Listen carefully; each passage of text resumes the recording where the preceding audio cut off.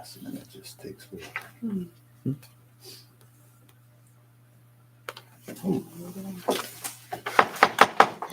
Okay, it's 7:00. I'll go ahead and call the meeting to order. Welcome, everybody. Darcy, if you'd like to go ahead and call the roll, please. Engelhardt, Here. Kingstrom, here. Malcolm, Here. Moore. Yes, here. All right, thank you. So item 3 is the Pledge of Allegiance. If everybody capable, would please stand. Recite the pledge. You ought to do this first before you sit down. I think I want to know that thing. I pledge allegiance to the flag flag of the United States of America and to the republic for which it stands, one nation, under God, indivisible, with liberty and justice for all.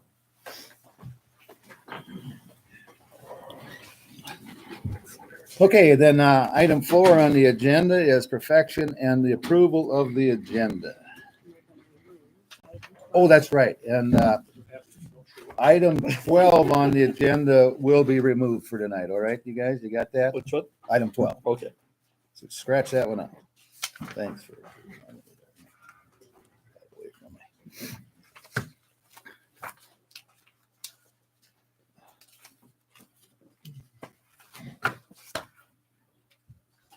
Is there a motion to So moved. a second?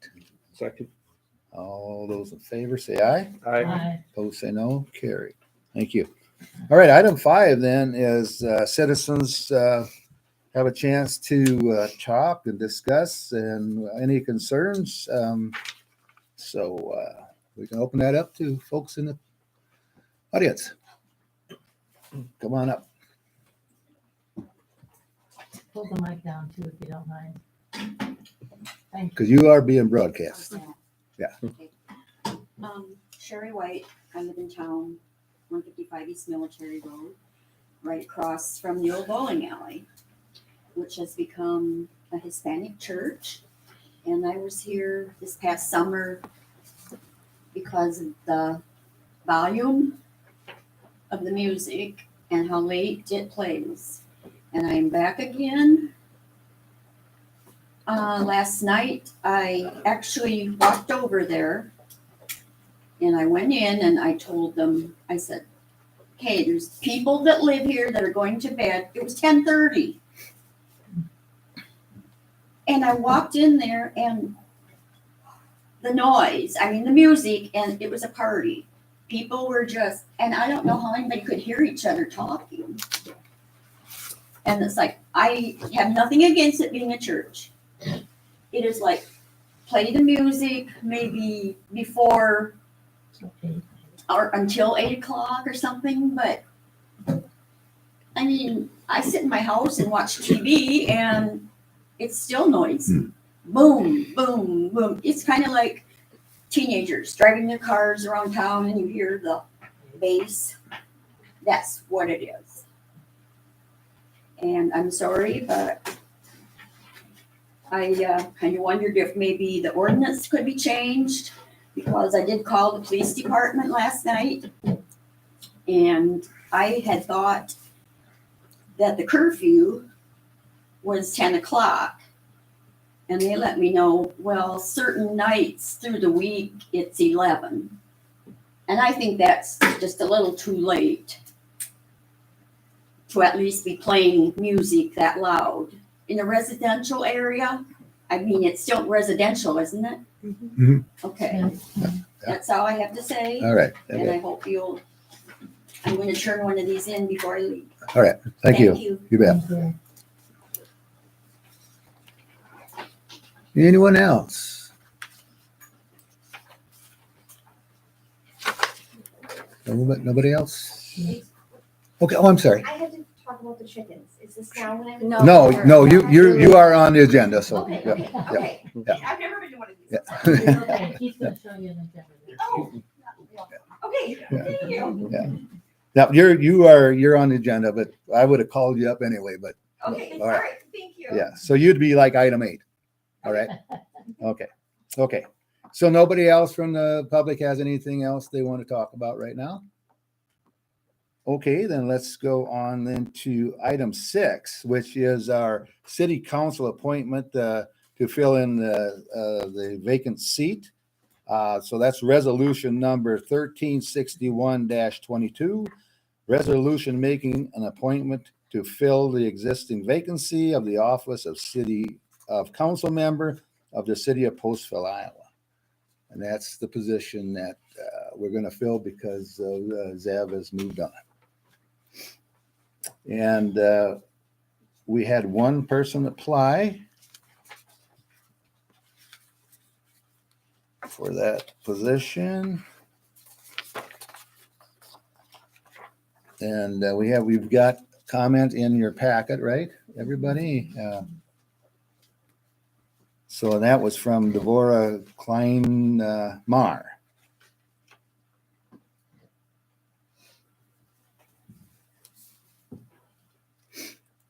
So we've got Do we one need to and make a motion to accept her as a. Being that she was the only individual that filed a letter of interest based on the timeline that was notices that were in the paper, you really don't need to do a paper ballot that I had out for you because you really have no other individual that you're voting for. So we would need a motion approving the resolution, appointing her to the seat if you so choose to do so. Okay, so I move that we approve resolution 1361-22 to fill the vacancy on the city council With, could you state her name? by the Devorah Klein Mar. all right, is there a second? Second. Ross, this is let's roll So call. Sorry, I didn't do that for you this time. No, but you're right here. Okay. Engelhardt, Yes. Ingstrom, Yes. Malcolm, Yes. Moore. Yes. All right, so we got a new council member, right? Yep, so due to the holiday, she wasn't able to be here tonight, so we'll have her stop in and have her take the oath of office when she's available to do so. Okay, let's then go on to item 7. Miguel Resendiz, 149 South Lawler Street.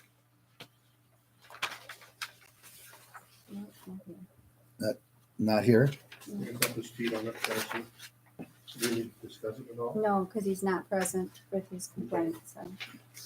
Okay, so we'll go on then to item 8, which is Beverly.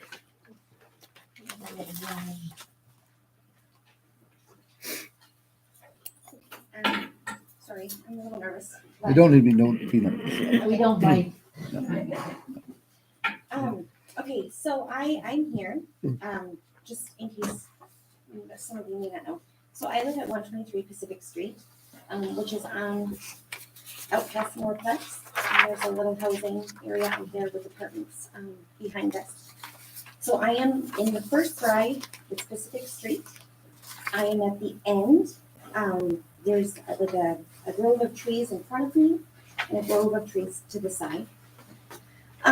So a number of years ago, I moved out there, about 6.5 years ago. And I started having a little bit of trouble understanding kind of the rules out there, because someone had come to my door and had said, you know, that the city doesn't plow or take care of the roads, and so that was on us. And so I did come in and have a conversation with the city, just to kind of find out an understanding of out there, right? And you know, I do homeschool my children, and one of the things that I wanted to do, and that Mayo has encouraged me to do with my special needs daughter, that she has a lot of medical things. Her brain had collapsed years ago, and so she'll always be delayed, right? And so they encourage us to hands-on kind of things. And so I had come and I had asked, you know, what about a chicken? Would a chicken be possible? And they said that's something that you would have to discuss with your neighbors. And I did. My neighbors were fine with it. I've had the chickens now for a number of years. And just recently, I came home and there was a ticket, or not a ticket, with a warning, on my door, stating that, you know, it's city, which I do understand that the city supplies the water and the sewer and the garbage. But my understanding, and has always been my understanding, that kind of out there, you know, the city doesn't own anything out there. They don't own, like, they don't fix the roads, or like, it's a community out there. We all pitch in to fix the roads. We all pitch in kind of to set the rules. And in an ideal world, when it was built, an HOA would have been great, but there isn't one. And so my understanding, and like I said, has always been, that it's a mutual agreement. And so I respectfully had checked with the city years ago when I moved out, and I've never had a problem until recently. And I've asked my neighbors. I've respectfully stayed away from getting a rooster because they are noisy, and I don't want to be a burden to my neighbors. That's not my intention. I do keep it up kind of like in the front. Nobody else is around me. I'm at the dead end street. There's trees. You know, they don't make noise. They're in a coop. The only time that they're out and they play with my kids is when we clean the coop. Other than that, they're pretty much inside. So as far as I know, and I've asked my neighbors if they've been a burden at all, and that's no. My neighbor was actually going to come with me tonight, but unfortunately she wasn't able to make it because of her son, which is fine. But she did say that if you guys wanted a statement from her, or you know, anything like that, she'd be willing to do that. Can I ask you a question? Sure. When you got the notice on your door or whatever, if they handed it to you, did they say that it was against the ordinance now? Or was it just a thing saying you shouldn't have chickens? Or? So they said that it was against city. I wasn't home, and so it was on my door handles. It was a red notice, and then it said, you know, no poultry within city limits. And I do understand that it's city. Maybe it's considered city limits, which I didn't even know it was considered city limits because of what I had originally been told. I just knew that when it was built, there was a contract with the city to simply supply water, sewer, garbage. Beyond that, it's They're standing alone out there. right. It's been up to us. And so, you know, any issues that we've had, such as the garbage from the apartments or the noise, we have called the police. But we don't make a complaint with the city because even my neighbors are like, well, we're our own place out here. And so they just haven't been, I mean, if they were a burden, I would understand completely. But even my cousin is my neighbor, and my friend is the one down one more. They're like, we don't even hear them. Like, they don't bother. And like I said, So you have no idea what precipitated the warning? No. Okay. Well, okay, I take that back. I'm assuming that, so the apartments that live behind us, they constantly have parties. They're constantly drunk. There's constant alcohol bottles in my yard. Recently, we've had a number of vehicles drive down into my yard and almost enter my house, which my daughters were sleeping right above. And I was furious. And I, of course, didn't go to the city because I thought this is mutual. We got to talk to Steve Ross. Steve is not kind to any of us out there, not respectful in any manner. And we were like, listen, so we went to the county and we're like, this is our problem. Like, we have drunk drivers. I have videos, I have pictures of them drive. We have had to put security cameras on our house. You're thinking it's a retaliation. I do. Okay. I do. Because It sounds kind of like that. there's years. So we put stones. And the county said we could. Because Steve doesn't own that road. The city doesn't own that road. It's a mutual agreement. I did it to protect my kids, my family, my home, what I've made an investment in. And I would like them not in my yard. And so I feel like now it's a retaliation because all these years nobody's had a problem. And now all of a sudden that I went head to head and was yelling Now you with get this, Steve, yeah. now I get this. So that's my that is my Dilemma. yes. Yeah, so, and the procedure is, you know, after the door hanger shows up, everybody had a chance, or anybody that's got them, if you don't if you've got something to say about that, you come here, so that's why she's here, and I guess it's a chance that you folks can hear, her story. So what in it for, who put the door hanger on? Matt, your crew? Yep, one of my officers did. And how did it get initiated through you? Um, How did this come down through the city? officer. It came down from the city because the water operator reported it.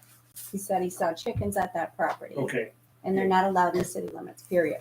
and that property is part of the city limit. It is, yes. And Okay, one of my officers, prior to this, the city operator noticing the chickens, saw the chickens there and stated, hey, there's no chickens allowed in the city limits of Postville.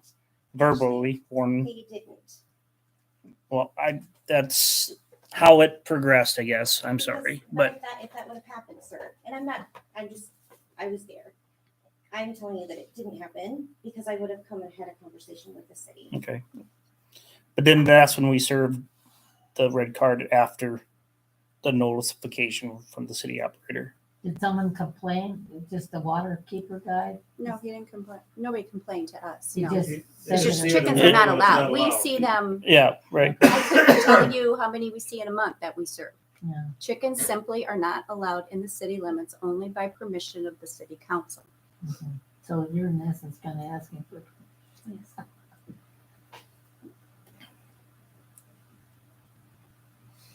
So did the other people get rid of them when you Yep. got the notice? They get rid of them. And it's officially city property out there? City limits. It's in the city of Okay. Postville. Okay. Yeah, therefore city ordinances apply. Okay. So Beverly's got some bad information from somebody, Sure about she the got city it. limits or, city services and stuff like that. Well, can that be waived because of the special needs child that's? That's completely up to you guys. That's up to you, the I mean, council. if That's it's, why she's here. She's had them for years and has used them in her teaching and things, but Is the property owner aware of the chickens Yes, reaction she and they're said- okay with them or? So I talked to her on Friday because the city had sent her an email and Mhm. she's like, Beverly, I'm fine with the chickens. Is the problem that they're in the house? And I was like, no, I said they're in a coop Okay. away from my house, by the trees. so you just rent that house? So it's like a rent to own, so I'll Okay. own it by the end of the year.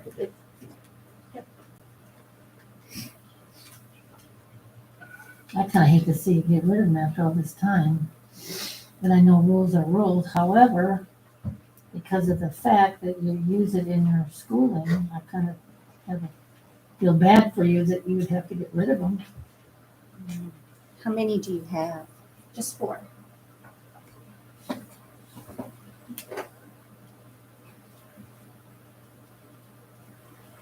What do you guys feel about it?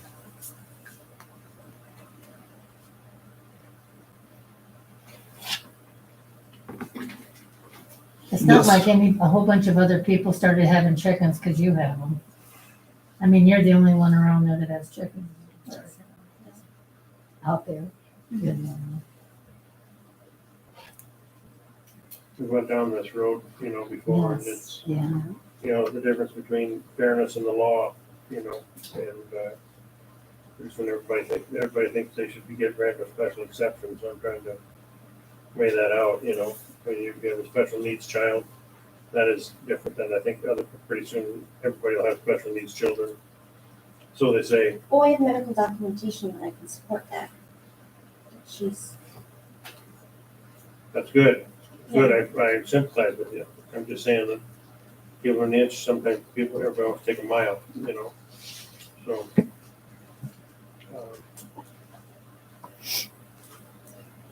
I'm probably more concerned about what's happening from the neighboring apartments, driving over your lawn and harassing you that way. Because we're obligated to provide police protection out there, aren't we? It's been addressed. It's Okay, been good. It's been checked into multiple times. Officer behind you is probably one of the main ones that's been dealing with it. I mean, he can talk. He can tell you what he's been seeing. It's a battle between the property owners is what is going on. I mean, her property owner and the apartment property owner? It's, how do I want to say this? Between the residents and the apartments, basically. The owner of the property of the States Drive Apartments. He lives in Indiana, correct? I think so. He's hard to get a hold of. Is where? Lives out in Indiana. Okay. So the go-to guy is the property manager, which is Steve Ross, and I know he's been contacted multiple times about it. It's to the point where both parties are butting heads and pushing it to the limit. Like, I know she stated something about some rocks being put on her property.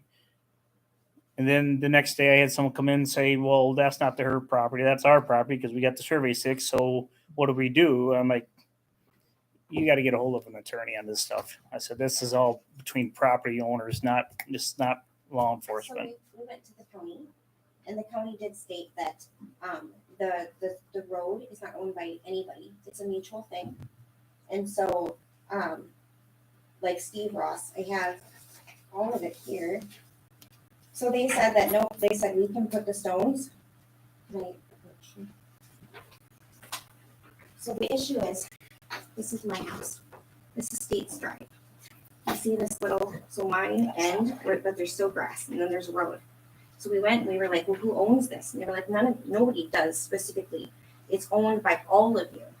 And I said, okay, I want boulders placed right here. I said, can I do that? They said, absolutely. How do you get into your property? This is really your backyard here. This is my backyard, yes. Yeah. So this right here is a hill. Okay. Okay, so you put some of these boulders in your backyard.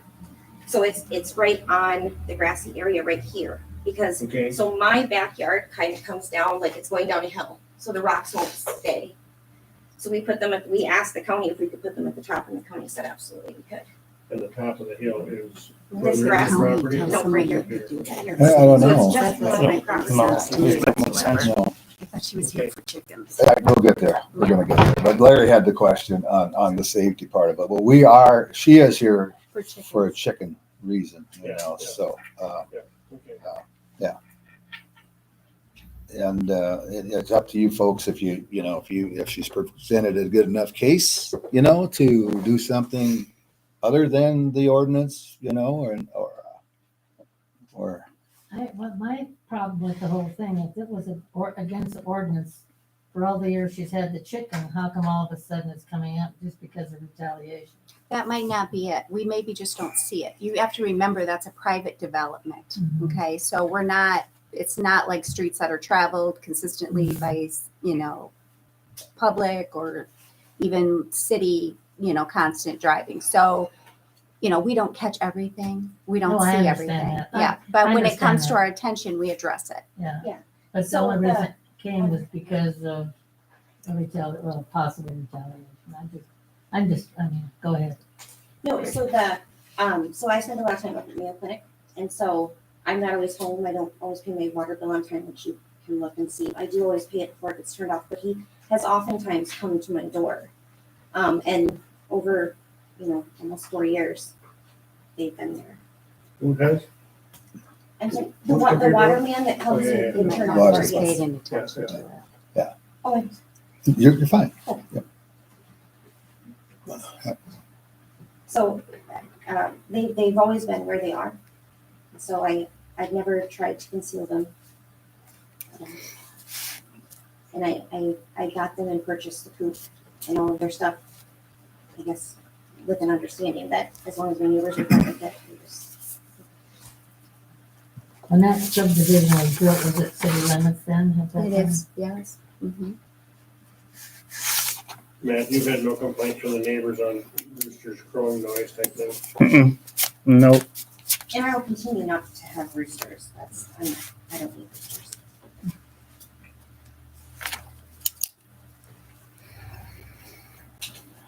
I'd make a motion to allow you to have your chickens out where you're at, since this are special needs and where you're located. And if neighbors aren't complaining. Do you want to put a limit number? Yeah, is 4 fine? Yeah. With what you got? A limit of 4? I'll second it. All right, any further discussion? If not, all those in favor say, There's good documentation. The reason here is the special needs children. Okay. 0 complaints from the neighbors on noise. And she really doesn't have neighbors that are Doesn't close matter. either that are The next causing thing a will have will nuisance be in to them. town and they'll be neighbors, Right. so you gotta have no complaints from the neighbors. Or no, an agreement from the neighbors, okay? Do you want me to have her like do a statement? I'm not sure how far to chase that, but Oh, I'm in agreement with the other people here that, to allow it. And so what Larry's doing, he's just getting it written down here, so. because we'll that- have, the yeah. next month, within a year, we'll have other people wanting to have chickens. And we're gonna have to define the playing field here. The reason why we would accept it for you. oh, And the special needs children have to be documented by a doctor. We have to see a medical report from a doctor. just a primary, or just special. I think if you maybe had one on file here, it'd be a good idea. Sure. Because of this, well, I know we'll battle this battle again. Because we'd be setting a precedent. Right, we've been through it already once, so. So doctors, can we get some statements, sign things from your neighbor? Probably helps your case. Not that your case has to be won anymore, but it helps the next case that we deal with. Yeah. Yeah. Yeah, That you I think- fulfilled what we think needs to be.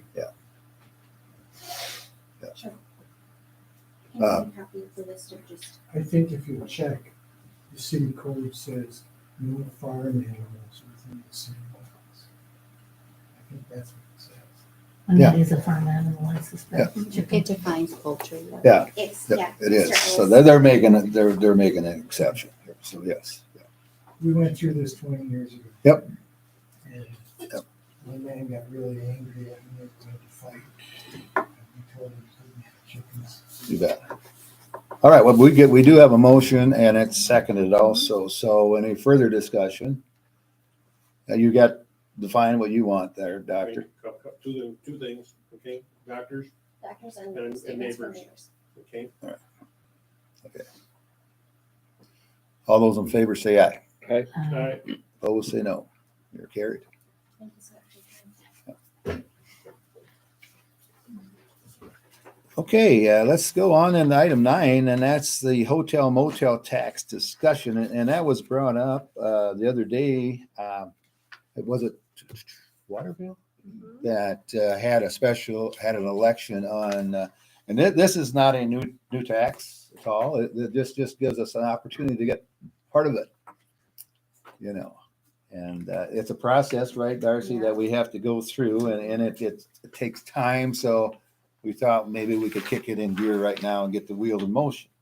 And this is more of a discussion type thing, and I'm sure you get some questions and fire away. Well, this is a lot to wade through. Yes. Yeah. basically the tax is in place already. Yes.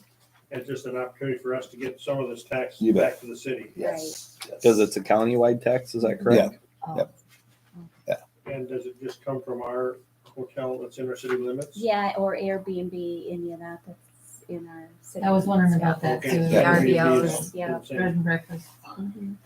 Okay, And that hotel we have would actually be in or Clayton County, correct? Correct, yeah. So that we're trying to get part of that and Clayton would get the other part. Is that what they're thinking? Well, this is out in the key, isn't it? Yeah, this is Elm Key, but if we put it on the ballot, you would do both, Yeah. right? We would cover them both.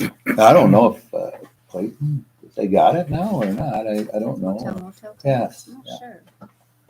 I can find out. I'm sure, this is, like I said, it's not a new tax. It's been there a while.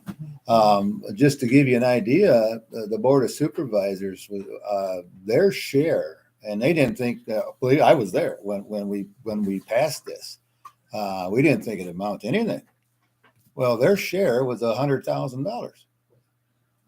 Yeah. So We better get a piece. why don't of we the get a little pie. piece of that? Do we have many Airbnbs? in It's Postville? surprising. There's quite a list, and I There wish is? there is. Yeah. So, yeah. So I guess the question is if it's something you want to pursue. Yeah, And with that's them being already in Albuquerque County, they have to pay towards that anyhow, right? Yes, you Not- bet. we're They're not already affecting- doing it. right, We're not It's just- affecting them. by Remember the anything by 1 doing cent sales tax? Yep. You know, when they Yep. first implemented it, everybody, the county got it, and then the cities passed it to get it, and that's we're doing the same thing here now. Sure. Yeah. Well, you know, when you check out of a hotel, there's the rate and then there's city tax, town tax, bed tax, tax. So I know that we pay a lot of tax when we stay in a hotel. But like I said, it's already there, and we just, if you all think maybe we could just get we can get our portion if we want.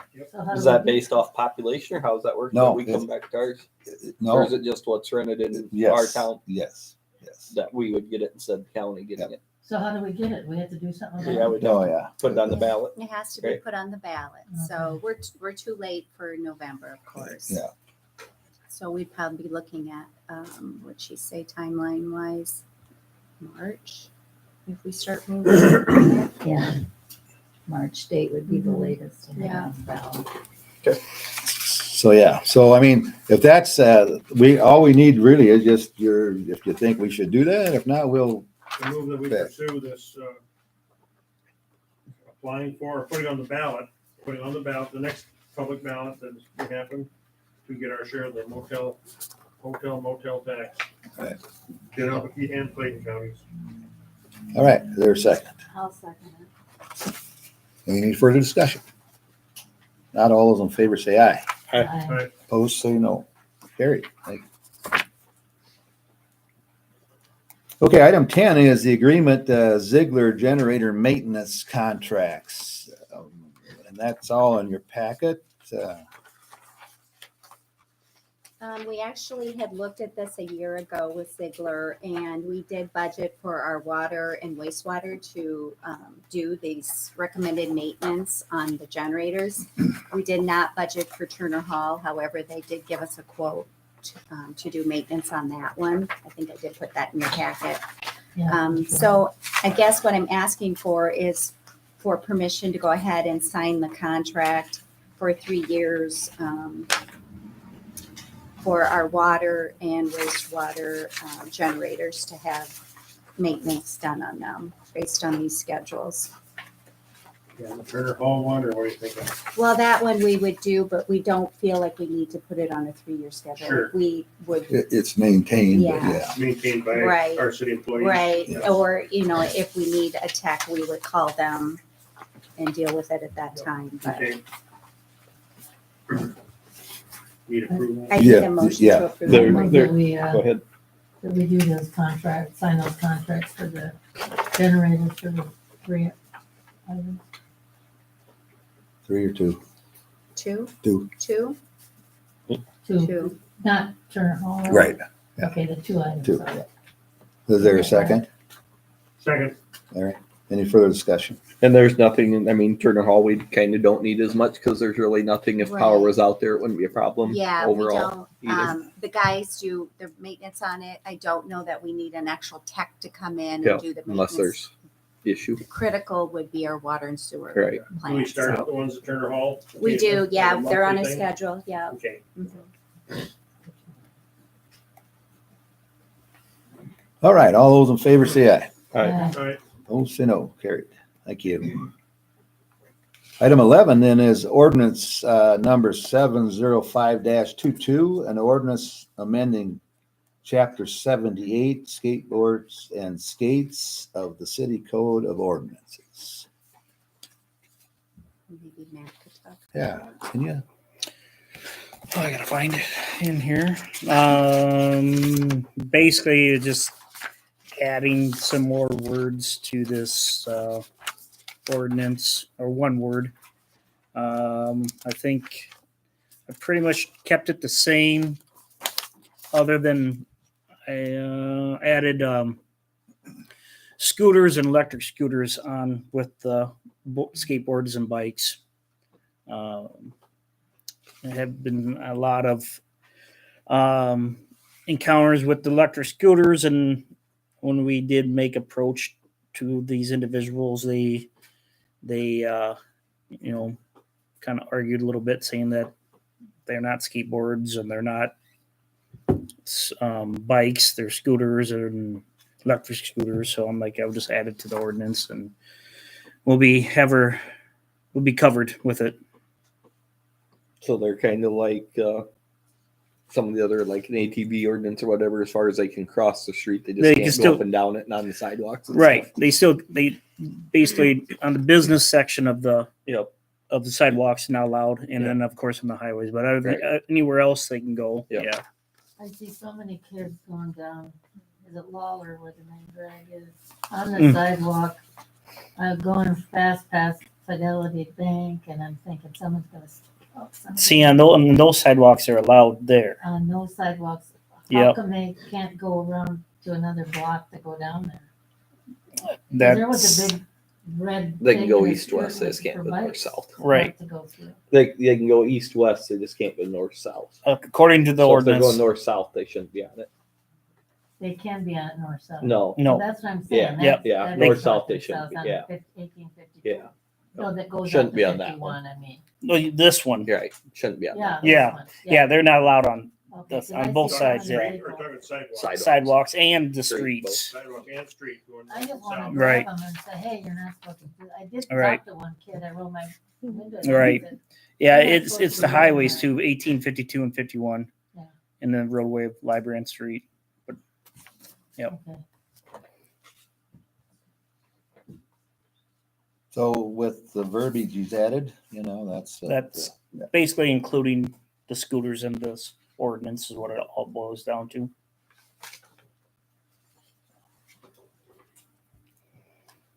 So- Bicycles are allowed. What's that? Bicycles are allowed. No, Pedal bicycles are allowed, and this means. no. Doesn't say bicycles. Let's see the word bicycles in there. Where was the bikes? The bikes were in there, weren't they? We just had rag brag go through, we had 13,000 of them going. There's an exception on that.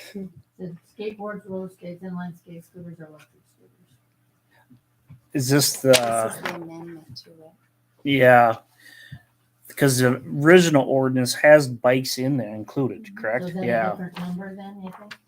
No, this is just amending that chapter, adding these things. Adding. So bikes are already in there. Bikes are already The language you're included. changing in your Okay. amendment is adding in the skateboard Got it. and Yeah. or the razor scooters, or Yeah. whatever you were complaining about. Right. So, So there might be a section, chapter Yeah, 77. so there, but Yeah. this is an amendment to that by adding this additional language. All right, so we would need a motion. I move we pass ordinance number 705-22. Second. Second, Yeah, roll call. Yeah. All right. Engelhardt, yes, Ingstrom, Yes. Malcolm, Yes. Moore. yes. All right. Okay, does anyone want to waive the second and third, or are you letting it go to another reading? I move we waive the second and third reading Final adopt. and finally and adopt. Second. second, And that roll call also. Mm-hmm. Okay. Engelhardt, yes, Ingstrom, Yes. Malcolm, Yes. Moore. Yes, Done. Item 13 then is seal bids for the Polaris Ranger and trailer. We got some bids, by golly. I'll cut them open. Okay.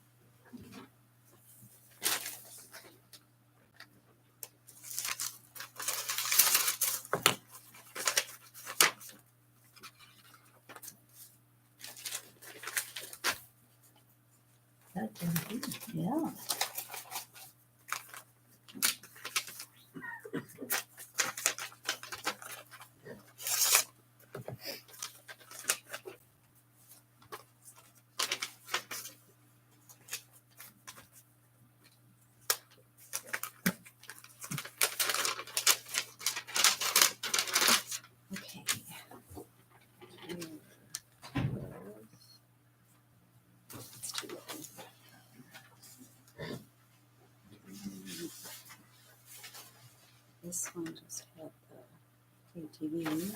Okay.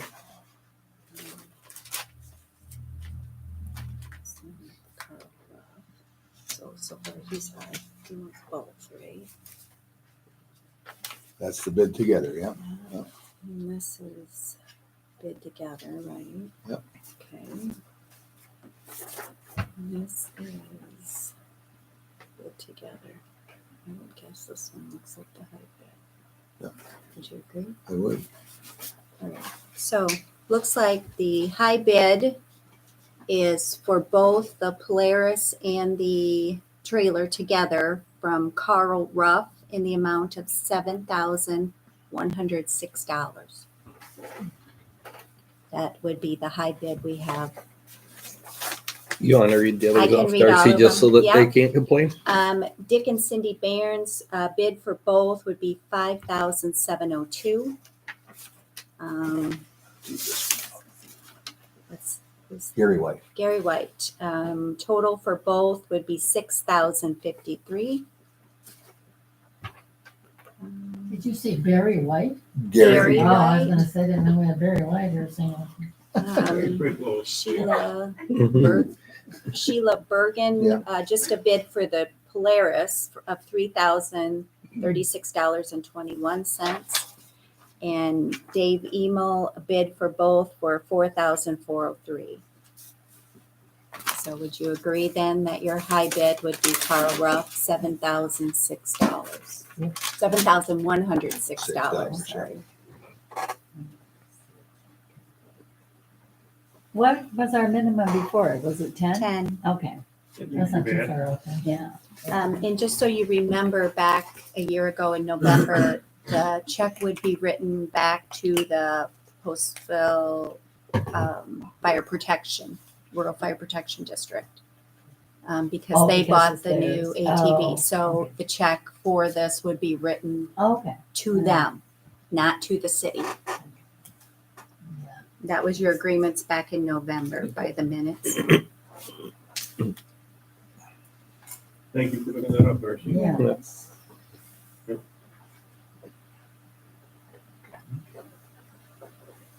So I suppose we'd have to have a motion to accept the bid if that's what you want to do. I move that we accept the bid of Carl Ruff for $7,106 for the Polaris ATV and the trailer. Second, all right. Any further discussion? If not, all those in favor say aye. All right. Aye. So carried.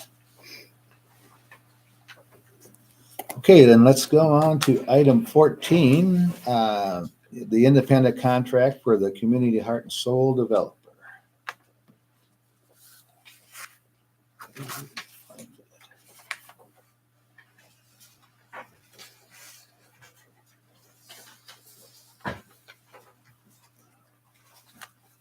Darcy, you want to make some comments? on that? Sure. So we interviewed 3 individuals for this position, and it was difficult, but it was the committee's recommendation to offer the independent contract and move forward again with the Community Heart and Soul developer and that program to Crystal Duffy with through our library. And as the library director, it kind of sounded like it made a good fit in her role and to bring her on as our developer as well. So Crystal's here if anyone has any questions for her or. My question was just, I know we had an idea how many hours it would take. Is it a salary or is it an hourly? Right, so it is a contract, independent, so not an employee of the city, with a minimum of 10 to 15 a week, leaning more towards 10. We have a year left on the grant funding, so it would be a year contract. And then from there, we'll reevaluate and see if it's something we want to continue in our budget process. What was it paid per hour? 20. That's what I thought. I see it. Okay.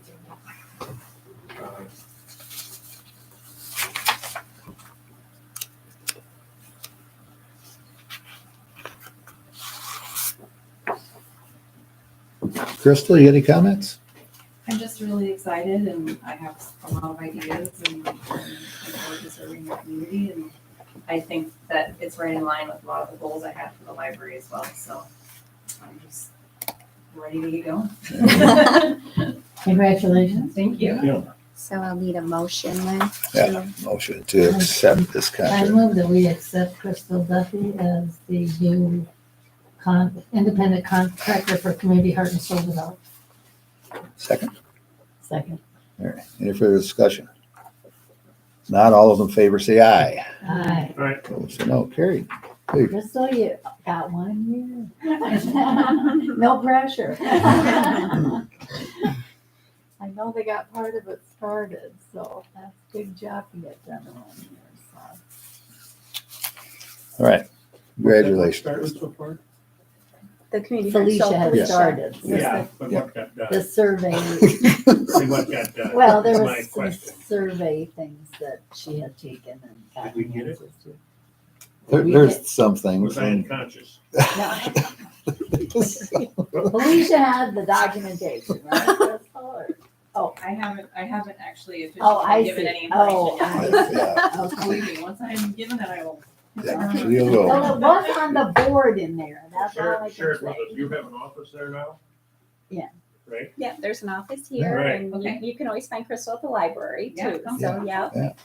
Come check a book out. Share what you found in the survey next Yeah. council meeting. Yeah. Yeah. Okay. Okay, let's go on to item 15. That's Corey. I'm going to apologize ahead of time. This is a lengthy process. I did Harper's Ferry earlier today, and they probably won't be back. So,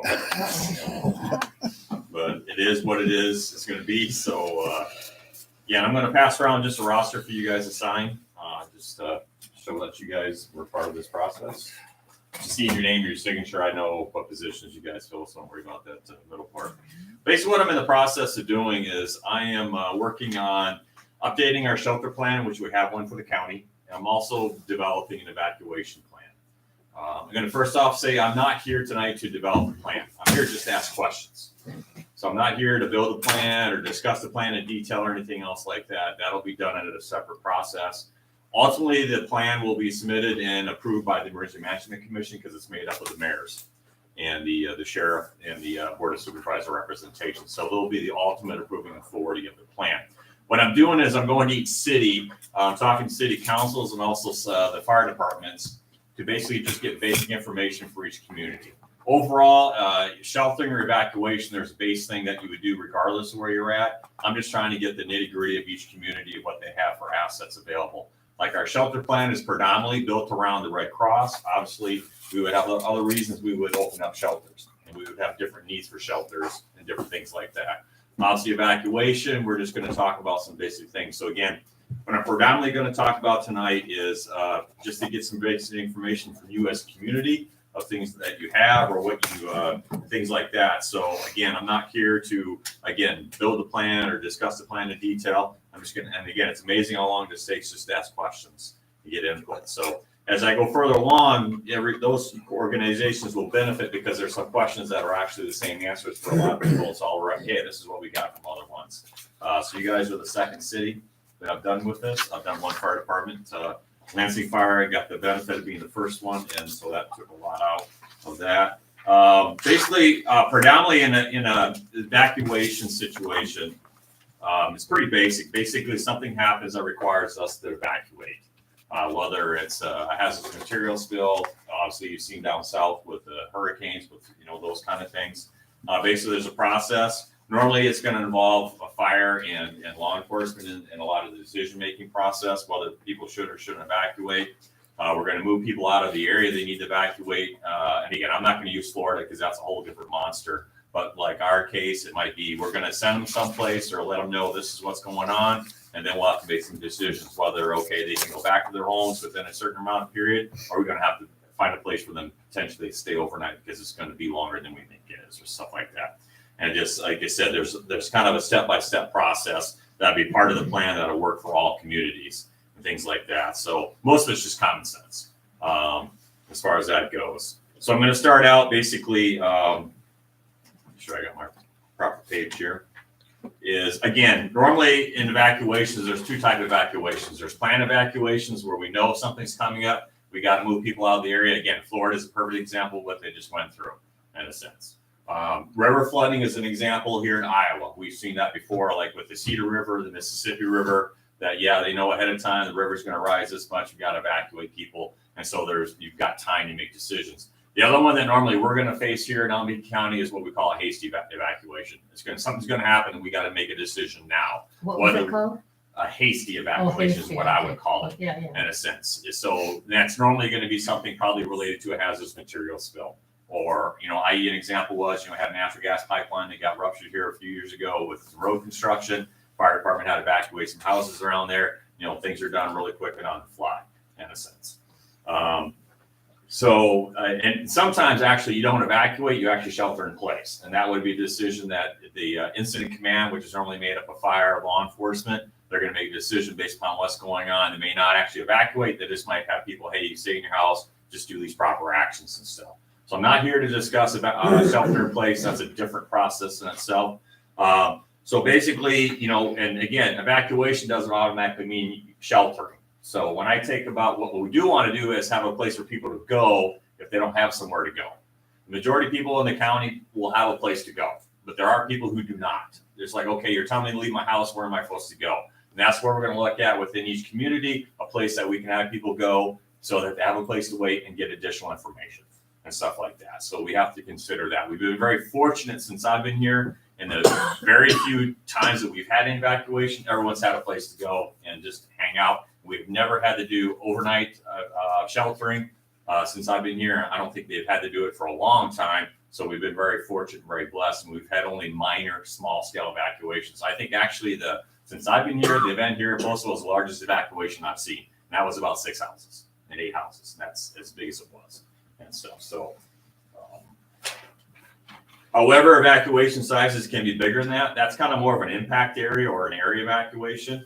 Obviously, we could potentially have a mass evacuation. You could have something happen that all of a sudden, again, I'm going to use hazardous material as a perfect example, that would require potentially evacuating 10, 20, 30, 40% of your city, depending upon where the event would take place. That's a pretty massive evacuation. You could also have a citywide evacuation, which hopefully will not happen. Again, smaller communities might have that. A town the size of Waterville might have something like that, but they don't have any hazardous material that they're really dealing with. But again, obviously there are capabilities for much bigger evacuations that may be required. Obviously that's determined by what's going on and what's happening and stuff. So obviously some of the potential hazards in the city is the rail line, obviously, that runs through the town. Obviously we could have a mass transit incident. Again, we may need, in this I'm going to talk about sheltering involved. We could have a bus breakdown someplace. They've got 50 passengers around there. Where are they going to go? They deal with that along the interstate all the time. We could have a winter storm moving into the area, and all of a sudden you got cars that can't go down the road. They got a place to stay, so we may have to set up a shelter. We don't have a lot of hotels in the traditional sense in this county.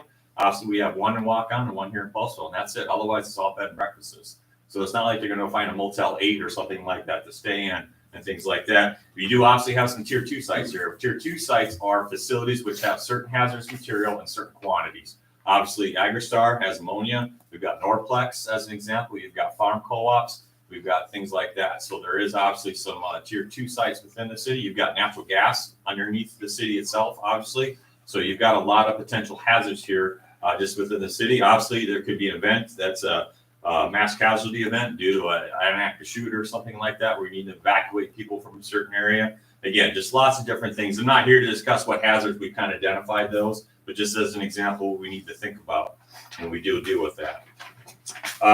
Authority-wise, obviously, the governor herself has the authority within 29C to conduct an evacuation. So she has specific powers. The governor has specific powers within state law that they can enact evacuation. Obviously, at the local level, cities do have an authority. It's in Chapter 364(1). And basically within that, they're given, it's called the scope, and I'll just read this just for your FYI. A city may, except as expressly limited by the Constitution of the state of Iowa, and if not inconsistent with the laws of the General Assembly, that would be your codes at the state level, exercise any power and perform any function it deems appropriate to protect and preserve the rights, privileges, and property of the city or its residences. So that's kind of where a lot of cities gain their, if they develop ordinances, would utilize that as their base on right there. So my question to you all is, do you know of any ordinances that you have at the city level to deal with evacuations or anything else like that? Okay, and I think probably across the board, there probably aren't any here. And that's something I'll bring up to to each city I've got a couple examples we can send out that, hey, these are just kind of allows authority, would say, hey, these are the people we think have authority to do this, and this is that kind of stuff. So again, something to think about. Speaking of authority, basically, like I mentioned before, the governor has specific authority to an evacuation based on 29C. Obviously, what an ordinance could do there is stipulate that a city mayor has authority. Obviously, a fire department, law enforcement would have authority. Law enforcement could include the sheriff or the chief of police. Obviously, you guys do have your own police force, but it could be one or the other or both. The board of supervisors might have authority. That would be something we'd look at probably as a county ordinance, or an incident commander. And again, normally incident commanders are going to either be law enforcement or fire. So that would be something we would incorporate into an ordinance. I don't know if you can think of anybody else who should have the right to have citizens evacuate from your city, but if you have any ideas right now, would be the time to let me know. Outside of those I've already mentioned.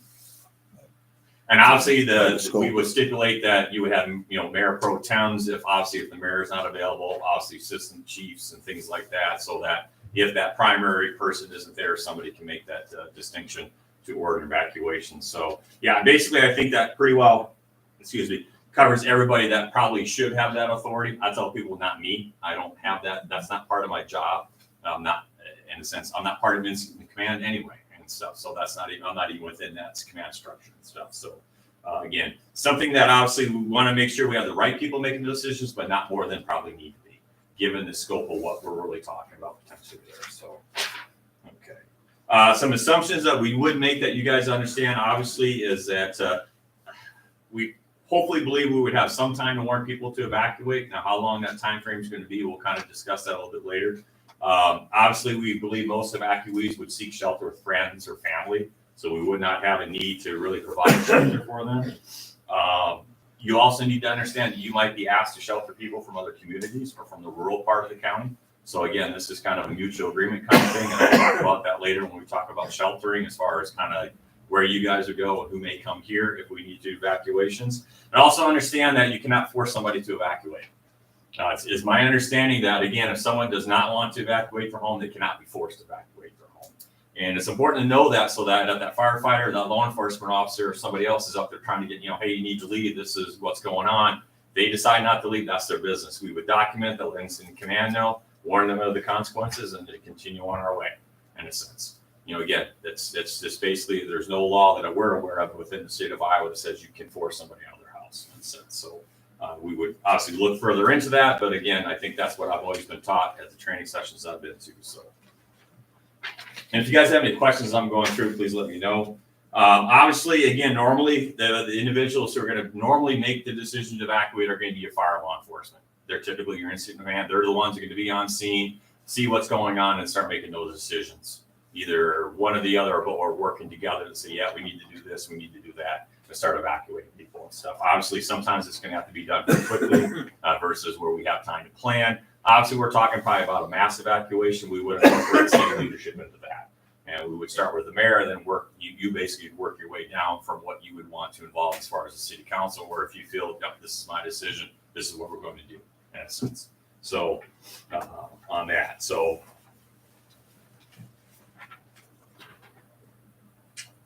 so one thing we are going to talk about a couple times, I'm going to stress this, is one of the things we have to consider in sheltering and evacuation is pets and stuff. So I'm not here to discuss how we're going to move pets, but we understand that we have to consider that in evacuations and in sheltering. But the one thing we do want, we'll stress, is that it's not up to law enforcement and the fire to evacuate pets.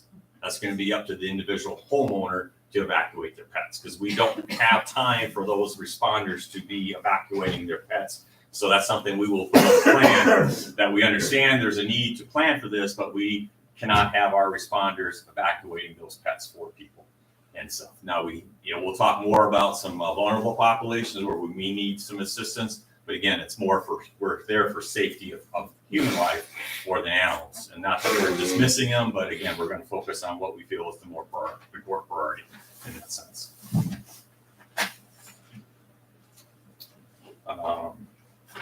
That's more fire. Obviously, one area that we would look at is obviously probably getting assistance from your public works, obviously in this process, and we'll discuss that a little bit later. One of the questions I do ask is if we would have to do evacuation, in your minds, when would you want to be notified? Is there like a certain number? Like, again, I don't know how to really phrase this question, because again, I can bring up the example when the pipeline got cut. I don't know if the mayor was notified. I know I didn't do it. I don't know if fire did it, but that was like 6 or 7 houses. So I'm kind of asking you guys as city leadership, is there a thought in your minds of when you feel you should know if something like that is going on? As soon as possible. So if they're looking at evacuation, another example is obviously the laundromat had to get evacuated. I don't know if that's really a concern for you. That's one building. I'm just trying to, again, kind of figure out from the consensus of each city where they're at as far as where they want to know. I would think they'd have to figure out kind of what the urgency is and take it from there. And I guess the police and fire would. Again, if we had to evacuate 6 houses, would you as a mayor want to know that? Eventually, sure I would, but I'd put it in the hands of the people that your emergency folks are there. So evacuated, then Yeah, worry about it. yeah. So kind of the answer I got from Harper's Ferry was the mayor would want to know if something like that was happening. Yeah. In a sense. And I understand, we realize we not reached out to you immediately, but basically what I'm saying is you would like to be informed. Yep. And then we would rely upon you to kind of farm that out to as you see You fit. Yep. And again, whether it be me or the fire chief or the chief of police, we'll just make that part of the plan that, we would notify the city leadership that this is what's going on or this is what happened. So, Like Harper's Ferry wouldn't have their own police force. no, they would rely upon the sheriff's office. Right. Yeah. It's fortunate to have a police force, and you could be the go-to person. That and fire. So if you don't know anything, it's all his fault. So, obviously, if we would actually bring in city officials, we're going to probably look at the mayor. Does that make sense that you probably would be the first person out within the city elected leadership that we would look at? And then we would probably, if this makes sense, rely upon you to determine whether you would bring any council members into that process. That makes sense. So, because I realize, and I know that sometimes people misunderstand how the council, if you get to get more than 3 or more council members, now you got to do all this. Sometimes emergencies, you get exempt through that. And that might be a case where you have an ordinance stating that, yes, an emergency, we're not going to have to do this, 24-hour notice and all this kind of stuff. It's typically what I'm talking about. Normally, we're bringing you all into play. And this is how Emergency Operations Center works. That's what I normally am at. Incident Command is obviously controlling the scene. They're making decisions of what needs to be done. So we probably would either set up Emergency Operations Center, or we would set up maybe a hybrid EOC city command post. And really where we come into play is looking for logistics, spending the money in a sense. And so that's where more as a mayor, would you have to feel comfortable of, okay, what can I expend versus what I can't expend? If there's incident command and saying we need to do this, this, and this, and this is going to cost money in a sense, because everything usually costs something. Mm-hmm. And in the end, it's like, sometimes you just got to just make it happen. We'll figure out where the money is going to come from later in a sense. But that's really where the command post, or if something this all of a sudden started to get a lot bigger in a sense, okay, now, because again, these are your citizens. They elected you. And they elected you all as the representation. So I want to make sure that you guys are part of that process. And so, okay. All right, initial notification process. Again, one of the things I want you to understand is the most things I'm going to talk about is going to be controlled or notified either by myself or someone from within the city. We want to kind of maintain control of the message, and so as best we can, because we want to make sure that we're giving the proper information to the public. We're going to utilize a lot of things here, but hopefully it makes sense. Obviously, number one is normally we're going to have a lot of door-to-door stuff going on. So, and we'll talk about the message content here in the next slide or next conversation. But normally, obviously, within evacuation, a lot of times it's going to be firefighters or law enforcement officers walking up, knocking on the door. Hey, you need to evacuate. This is what's going on. The other thing we do have is Alert Iowa, which is the notification system that I've talked about before. Obviously, but that is something that people have to opt into. So there are people within the city limits of Postville have opted into that. So we'll utilize that. We can do a reverse 911 on that, which basically means there are phone numbers that are in the system that we normally would only use in an emergency. But again, that's not going to reach everybody. So what we're really kind of, when I go through this, we're trying to cover as many bases as possible. We also can use iPause, which is the, like if you get a tornado notification on your cell phone, that's through iPause. You have to opt out of iPause on your cell phone, basically. So if if all of a sudden, like, why am I keep getting these? Because if there's a tornado warning, you don't have to get into Alert Iowa. You're just going to get that because you're within the area of that alert. And that's just automatically done unless you turn that service off on your phone. The only notification you cannot turn off on your phone is a presidential notification and stuff. And that's when you hope you don't hear from that, because it usually means something really bad is happening, unless it's a text in a sense. So obviously social media is something we're looking at. Does the city have a Facebook page, Twitter, Instagram? Just Facebook. You do have a Facebook page. Okay. And this is where we realize that, social media is probably the quickest way to get information out there, but we're going to control it through your city Facebook. Because this is what I meant by the fact we want to control the message. We realize we can't control the message to a degree. I mean, trust me, I've been through classes to discuss this. There are organizations that exist just to track Facebook traffic, social media messaging. But when it comes to getting a message out, we're going to work through your Facebook. And we understand what's going to happen then is people are going to farm it out. But at least we know that the original source is something that we are at least in control of, in a sense like that. We can't control what people outside they're going to do, but at least we know at this stage this is what we're doing. Like I said, there are websites out there designed to track this kind of information, let you know what people are posting and stuff like that. So trust me, it's a class in itself on how it works. So you do have a Facebook page. Okay, good deal. So then, what happened hopefully is like council members, you would, or even members of the audience might, hey, I just got this. I'm going to farm it out to other people so that it, like I said, it spreads really fast. So like I said, we have the originating source and then we work it out.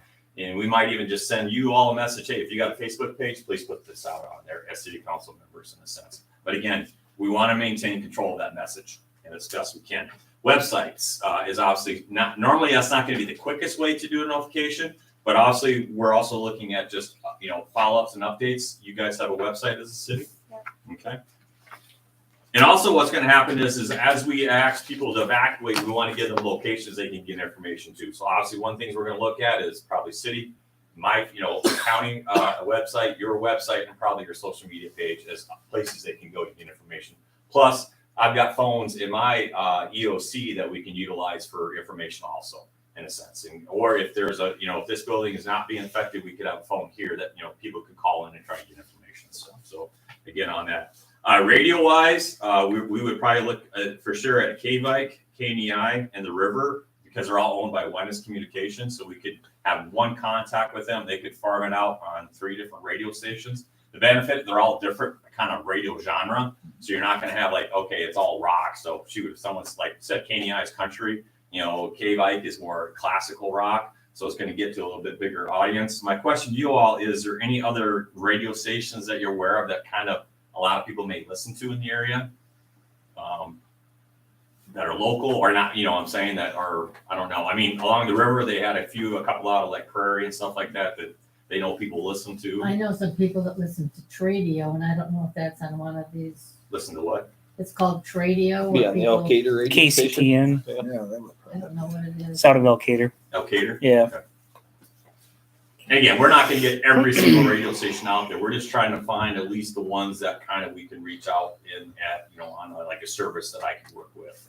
I'd catch a lot of them. Okay, like I said, Wenis helps us out because they're local and they have 3 different radio stations. Okay, TED probably is not someone we're going to normally turn to immediately.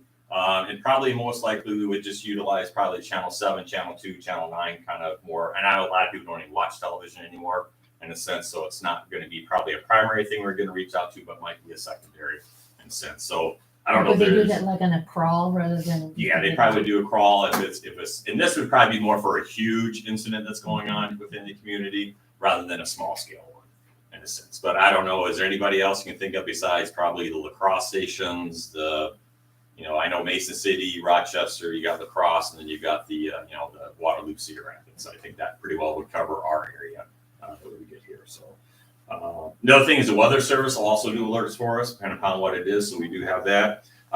Is there a public address system within the city? I figured none of them do. I would assume law enforcement, you guys have public addressing on your patrol cars? Okay. In the case we just need someone to drive down the street, I always kind of bring up the Blues Brothers movie, you know, the big old speaker on top of the car. Well, the fire would too. Yeah, and fire, and I'll talk to them about that. But I mean, again, sometimes cities do have public address systems that they can utilize. So I was gonna say, because you guys aren't set up like what Cedar Rapids would be for their speaker system through Benton County, Lynn County. They would make the announcements over their loudspeaker. that would You be, could- yeah, we don't have that. yeah, that'd We be don't- nice if you did. Yeah. Well, the thing we would do probably we would set off your siren. Not that it means evacuate, but it would kind of like, what the heck's going on? Why is it? Especially if this is happening in the night, because we want to wake people up and start making them kind of look at some stuff, maybe pull their phones out. Again, it's not really a way to notify, but it's just more of a way to alert people that something is happening in a sense. So, any other ideas for notification? I think that kind of covered. And obviously, one of the things we do realize in these communications, we obviously have language concerns. So right now in your community, and this is probably the only community that I'm going to deal with in Albuquerque County that obviously we do have multiple languages being spoken. Obviously, we would have the English, we would have Spanish. I would assume Somali would be a language consideration, probably Hebrew. Is there any other languages that are predominant, probably outside those four within the community that we would look at? I mean, Alert Iowa can do Spanish and it can do English. Unfortunately, it cannot do Somali for some weird reason. Is that Arabic or is that something else? We've Somali. got signs with them on it. But do we have any Arabic? So we also have Yiddish, Russian, Ukrainian. Yeah, you get to the point where you get one of these where it gets kind of, That's right, there is Russians, Ukrainians. I don't know. And I can talk to Agrisar because I would assume probably most of those people work probably at Agrisar or they work in other. Probably most of them, yeah. Again, I know those are the top four that we would consider probably the primary four within the community that we would definitely want to have some type of addressing for. Obviously, we also get into visual and hearing impairment that we would have to look at those kind of things. A lot of this is driven by federal regulations too, that we need to make sure we're covering that kind of stuff. So I didn't want you to think we don't realize that. We do realize we've got to look at as best we can on languages and stuff like that. Yeah. So as far, especially if we do handouts, like we would like to do for the, when the door to door, we do those languages potentially, kind of figure that out. And obviously, when we do like Alert Iowa, like I said, it can do certain things, but it can't do other things, unfortunately, and stuff. So obviously, radio and things like that, it is what it is. Again, we're just trying to get as much as we can out to people as quickly as possible. Obviously, when we do updates and notices, we pretty well use the same system. So no real need to do that, other than if people are in a shelter, we would work with pamphlets then and maybe have some signage and stuff like that. The next question, you guys are going to benefit because I've had a couple answers to this, so I'm going to tell you what they've told me already. Notification, as far as I always ask the question, what would you want to know if someone obviously walks up to your door, knocks on, and tells you got to leave your house? These are what we basically, and again, we want to make sure it fills a gap, but obviously we don't have time to answer every single question. But these are the highlights. Obviously, we look at, they're going to ask, how long am I going to be gone? Why am I leaving? What's the reason? So they kind of understand the severity of what's going on. There's a big difference between, there's a flood coming versus, there's a cloud of anhydrous ammonia coming down the street and you may want to leave kind of concept. Because again, some people understand the severity of what we're talking about. Where to go, in a sense, if they don't have a place to go. I'm just going to go with my mom's, my dad's, my brothers, sisters, my friends, or whatever. So again, that's where we get into the sheltering. How quickly they have to leave? Do I need to leave now or do I have time? Sometimes it's literally like you have 2 minutes to get what you need, get your purse, your wallet, and get going versus no, you got 2 or 3 or 4 or 5, 6 hours before something comes in. How to know when to come back, how to get updates. Obviously, that would be, so that's where we would have these sites specifically by city. Here, go to the city website, our website. This is a phone number you can call so they can start getting updates and getting information. What to take, especially if it's a longer term, if we have time for them to plan to get out of their house, what do I really need to take in a sense? And some of these are kind of hard because it might be a case where, you're going to be gone for 3 days versus, it might just be for 24 hours in a sense. Obviously, but we also want to make sure they understand they need to take medication, baby supplies, things like that. In a hurry, they may not think about, you need to make sure you got these necessities of life. And what if they have no transportation? Where do they go? What do they do in a sense? Or if they need assistance, I've got, someone in a wheelchair, I've got someone that's bedridden, those kind of things of how they're going to get help. What we'll do with the no transportation is we will set up probably collection points that they can walk to, that we know that way we're not going to drive a bus down the street picking everybody up one by one. We're like, okay, don't go to this location here. We'll let incident command know. The firefighter will call in, hey, I've got Joe Smith. He's going to go to the vehicle collection point so that they know that someone's coming down there to get picked up if we have transportation available to pick them up. Obviously, there are people that don't have vehicles anymore. It surprises me, but it is something I've had to deal with actually even in this county, that sometimes people just don't have a vehicle and stuff like that. And obviously, if it's a medical situation or someone that needs assistance, we'll kind of work that out between incident command, whether they send an ambulance down there to pick them up or something like that. But again, we're just trying to cover that. Any other thoughts as far as what you might want to know if someone comes up and tells you to leave your house? Or does that kind of cover what you would think probably is? Again, I'm open up for suggestions here. Will my power be on while I'm gone? Okay. Will my power Yep. be on when I'm gone? So you worry about your food, your refrigerator and stuff or anything else that's electric. Okay, no, it's a good question. And sometimes we may not have the answer, and sometimes we may, but it's good to have those in mind so that we can at least provide as much as possible. So, okay. So power on while I'm gone, question mark. How do you mobilize buses and stuff like that? If you got big buses, how do you mobilize a big tribe? We'll talk about transportation later. That's something that, we'll kind of discuss what transportation assets may be available, so. Okay.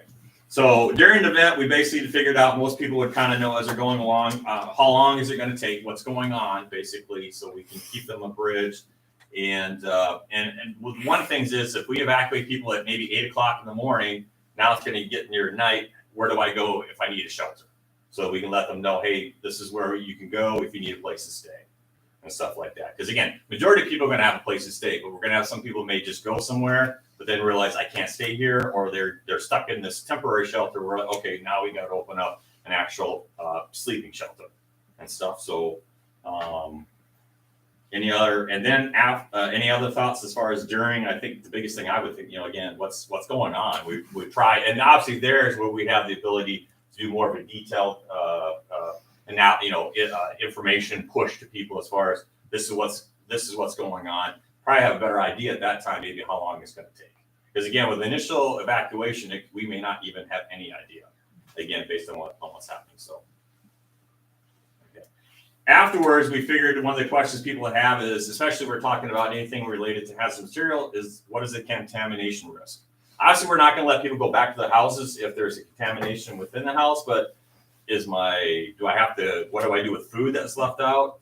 Food that wasn't covered, because again, it maybe got in there. What about my house? Do I have to, wash it off? My car, those kind of things. So obviously, we would work with our hazardous material people if there's that, as far as what they should or shouldn't do with their property once they go back to their home. Obviously, that it's safe to go back to your home, but you need to do this to get it prepped or get it safer in a sense. The other thing is in case there's reimbursement requirements, you never know. It could be a situation where there's damage to the property. Where do I go to get reimbursed? That would be something we would hopefully have information for, or a place they can go and find out if it's something that's going to come up. Or also a question is if we realize it could have been an event where the house is no longer livable. And stuff. Okay, what do I do now? And that's something we would, obviously we would know that probably based on what's going on, that, okay, this event destroyed these houses or made these places inhabitable. And now we need to have a place or a plan for those people. So anything else you can think of when you would, as you get home, before you go home to your home and stuff? Okay. Are you guys just trying to get me out of here sooner? So that's all right. That's a lot of information. So. Okay, so basically what we would, I would assume we could utilize city employees for assistance. And mainly we would probably look at your public works people, because obviously what we're talking about there, one of the biggest things obviously is scene containment. I don't know how, and I can talk to your departments on that as far as what kind of barricades you would have. You need to start closing off streets. I know some cities have a lot, some cities don't have much. In a sense, and so we would probably work with county or DOT potentially to come in and provide some assistance there. But basically, like I said, we just want to make sure that we're in the plan saying yes, we can reach out to your county employees to assist, obviously in the evacuation and things like that. So,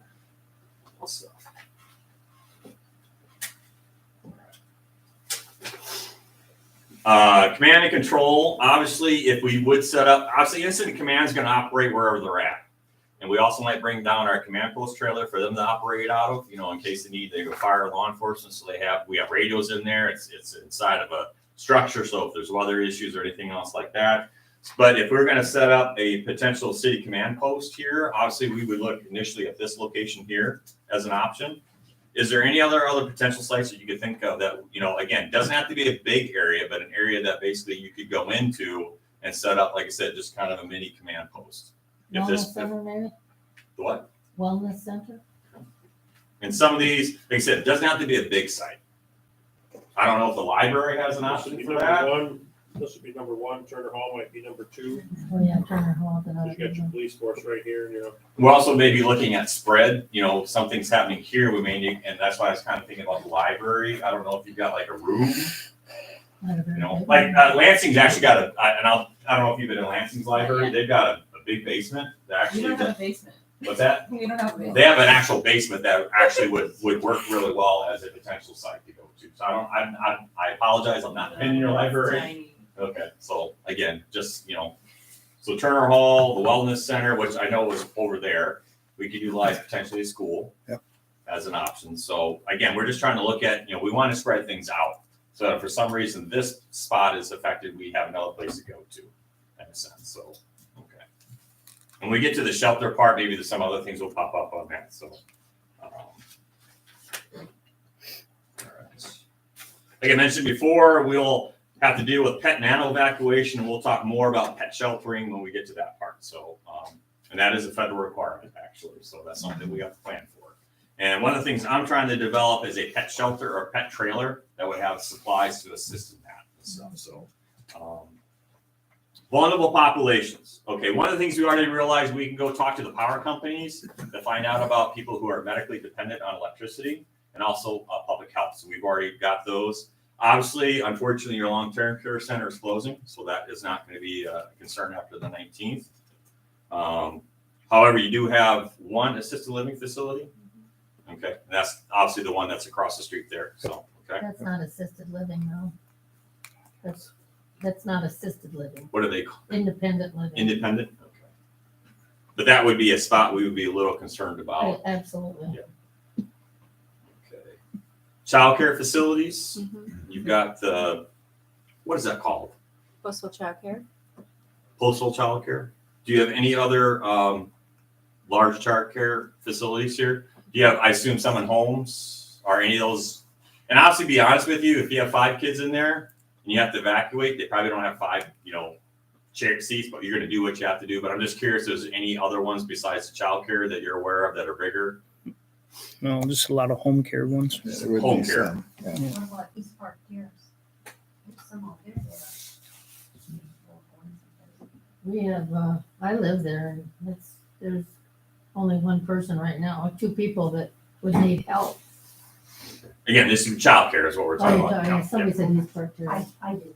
Oh, So again, I realize, so you got the one big one, and then you got obviously lots of home-based ones in a sense. Okay. And I can look, there's a site actually that shows licensed childcare facilities, and I'll see if there's any others that are on that list that maybe you're not aware of. So we have the school, and I'll deal with the school. They have their own evacuation plan, so that's a separate thing they work on. Do you have any adult care homes here, like Mosaic or Task type style homes? No. Individuals or large or apartments with a lot of people who have basically access or functional needs that you're aware of? well, our condo at East Park Terrace, we do have a few people that have. Yeah. I mean, there's somebody that's on oxygen in He's a green. wheelchair would have. Okay. Oh, And sure. then there's another person that's Or not is that allowed so to much drive, anymore? and Is she it just just moved back home from the It's nursing. Okay. a little Okay. mixture. No, of both. I'll make a note of that then, East Park Terrace. So, Does All right. Robin Joseph still have daycare? Yeah. okay. All right. Are you aware of any areas that would have a lot of people without a driver, without vehicle, without transportation assets available to them? Oroka. A what? I mean, out at those apartments, the people that walk, I would say. Which apartments are those? Out by Norplex. Norplex. Okay. Complex apartments. And if they're in Agra, they might not have vehicles because they walk to get there. Yeah. Yeah, there's lots of walking. Okay. Because I know you've got obviously you have a lot of apartment complexes here in Postville compared to beyond even walk on that I'm aware of. In a sense, I mean, I know there's a lot of houses that have been built, they have apartments, but there's like 4 or 5 where you actually have what I consider true apartment complexes. What about out on State? Is that the Norplex one? That's That's it, the yeah. Norplex one. Yeah, States Drive Apartments, I guess. There's a they're big called. apartment complex on the On west side 100. of town. 100th You Street. get 100th Street. That's what I was going to say. Is that the one that's out behind the That's school? Pheasant. No, That's that's Pheasant. That's Pheasant Run. 100th Street would be over by the old hospital, by the Oh, nursing okay. home. Gotcha. Oh, yeah, that white building on Williams. And it's just good to know those locations so that if we know that's going to be within an evacuation zone, that we are, okay, we're potentially looking at some transportation needs and stuff. Probably people can walk to a location to find transportation, but will need transportation if they have to go very far. So, okay, it's good to know. Obviously, you have one trailer park. Okay. And not saying they don't have transportation, but you do have one there. So, and we kind of covered that. Do you have any campgrounds in the city limits? Yeah, up at the fairgrounds. The fairgrounds campground, so, yeah. And probably they've driven there anyway, so I would assume, so. Okay. Any other vulnerable populations that I may have missed? Because obviously, those are the people we want to make sure we're focused on and aware of, so we kind of have them in our plans. Like Larry said, out at Aglet, so many of them walk, Okay. that it might be if you're trying to evacuate 400 people that walk. Well, you said the school system, but you wouldn't be the Jewish Jewish school. ones. Both things wouldn't be affiliated with the public system. Old REC building. Because they obviously, they don't have buses, obviously, I know the boys are here, it's kind of like a boarding school. Yeah. And then the kids are brought in by parents. Right. Yeah. Predominantly. Or walk. Or walk, Yeah. okay. And Okay. there's 2 of those. Yep, and I've been in communication with the one, I've kind of talked to both, but I've been quite a bit of communication with the one out here, so. Okay, any other, again, this is where really, I don't know your community as well as you guys do, and like I said, this is the people we want to make sure we've kind of identified, so we know if it's, bam, it's, oh man, they're going to be in this area, so we need to work on some things. Transportation resources availability, also we realize most people have personal vehicles, they're going to be able to drive themselves out of here. So we know we could reach out to the school for buses. Now, an issue we run into is during school hours, we're not going to have buses potentially because they're going to take care of their kids first. But again, that is a resource. But again, a lot of times these things don't happen during regular working hours. We also know we can reach out to rural transit, and they actually do have buses that provide assistance for people with disabilities, which is good. So we know city. Do you have any city vehicles that would be available for transportation? Not fire vehicles. Cop I car. don't deal with them at a separate time. But, You can't fit too many in there. I mean, I don't know. I mean, again, I don't. Some Yeah. cities might have, might have vans, buses, stuff like that. They control. About a truck and trailer, is that word? So, so, We have that. so no. Like I said, some bigger Used to cities, have a some Polaris. cities might have something that they've got, they've got a shuttle or van or something like that. Where again, if you can throw 4 people in that, that's a lot. In a sense. Obviously, we would probably reach out to our ambulance service if we need people with if they're not doing medical stuff. Another thing, obviously, you're losing this asset, but a lot of times your long-term care facilities that are not in the evacuation zone have resources available. Obviously, you're not going to have that anymore here, but we could reach out to other communities potentially up and walk on. Obviously, primarily there. Any other transportation assets that I'm not aware of within kind of around the area here that would be available to move people than what we've already discussed? So no one's got like a limo service or anything like that. I think so. I mean, sometimes it's amazing what you find out. People have these little, Church out at churches. Roca has. Do your churches have buses? Churches at Roca does. What's that? Churches out by Norplex does. Oh, it Those little does? buses. 2 or 3 of them, I think. You know what church that is?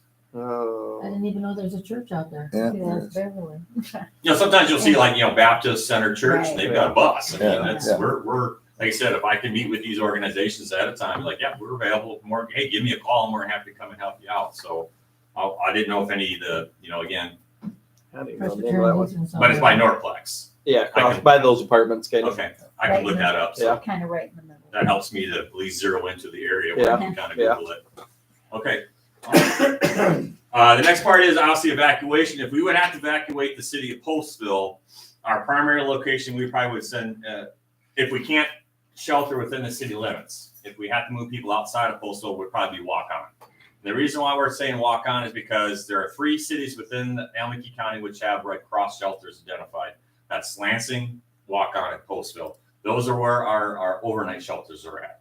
So it doesn't make any sense if we can't keep people here, that we would not move them to walk on, where if we need to shelter overnight, they've got that ability to do that in a sense. And it's also county-wise the closest city to you guys, obviously within the county.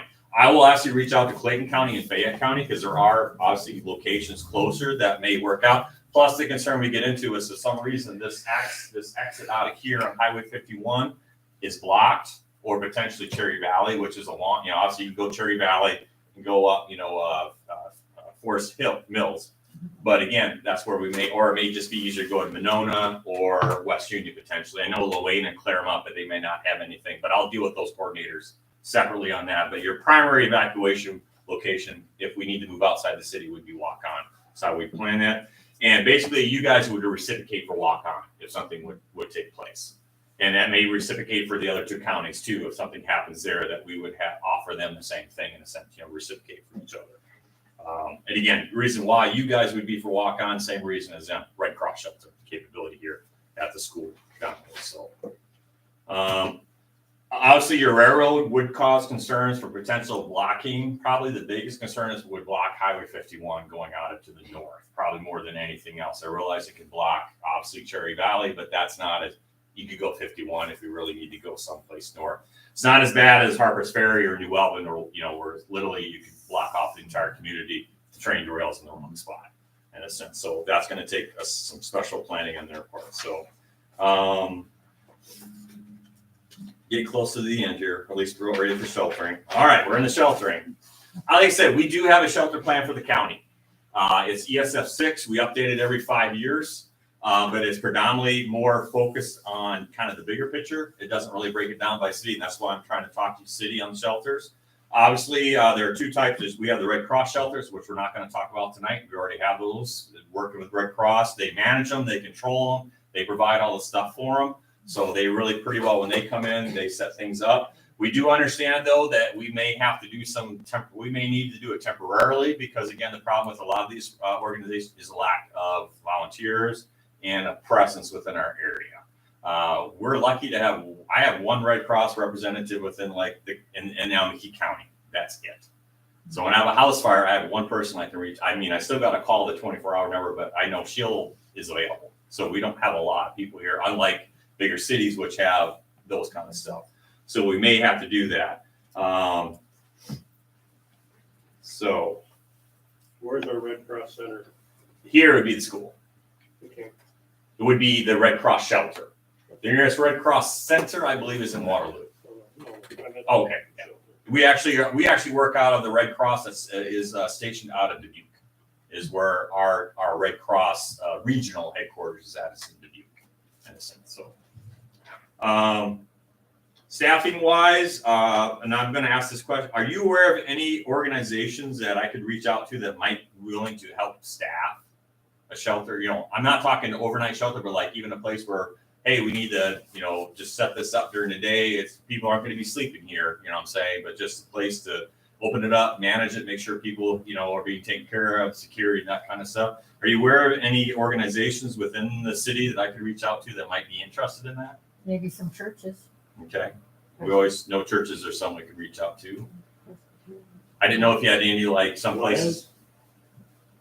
The Lions, last I knew, and I am a Lion, my wife is too, we were kind of the eyes of the state. If there was supposed to be a disaster, that they could contact us. Right. Yeah, Lord. Yeah. Lions potentially. Okay. Again, some cities have lots of big organizations. I know, Harper's Ferry, they have a group down there they mentioned that's kind of city specific.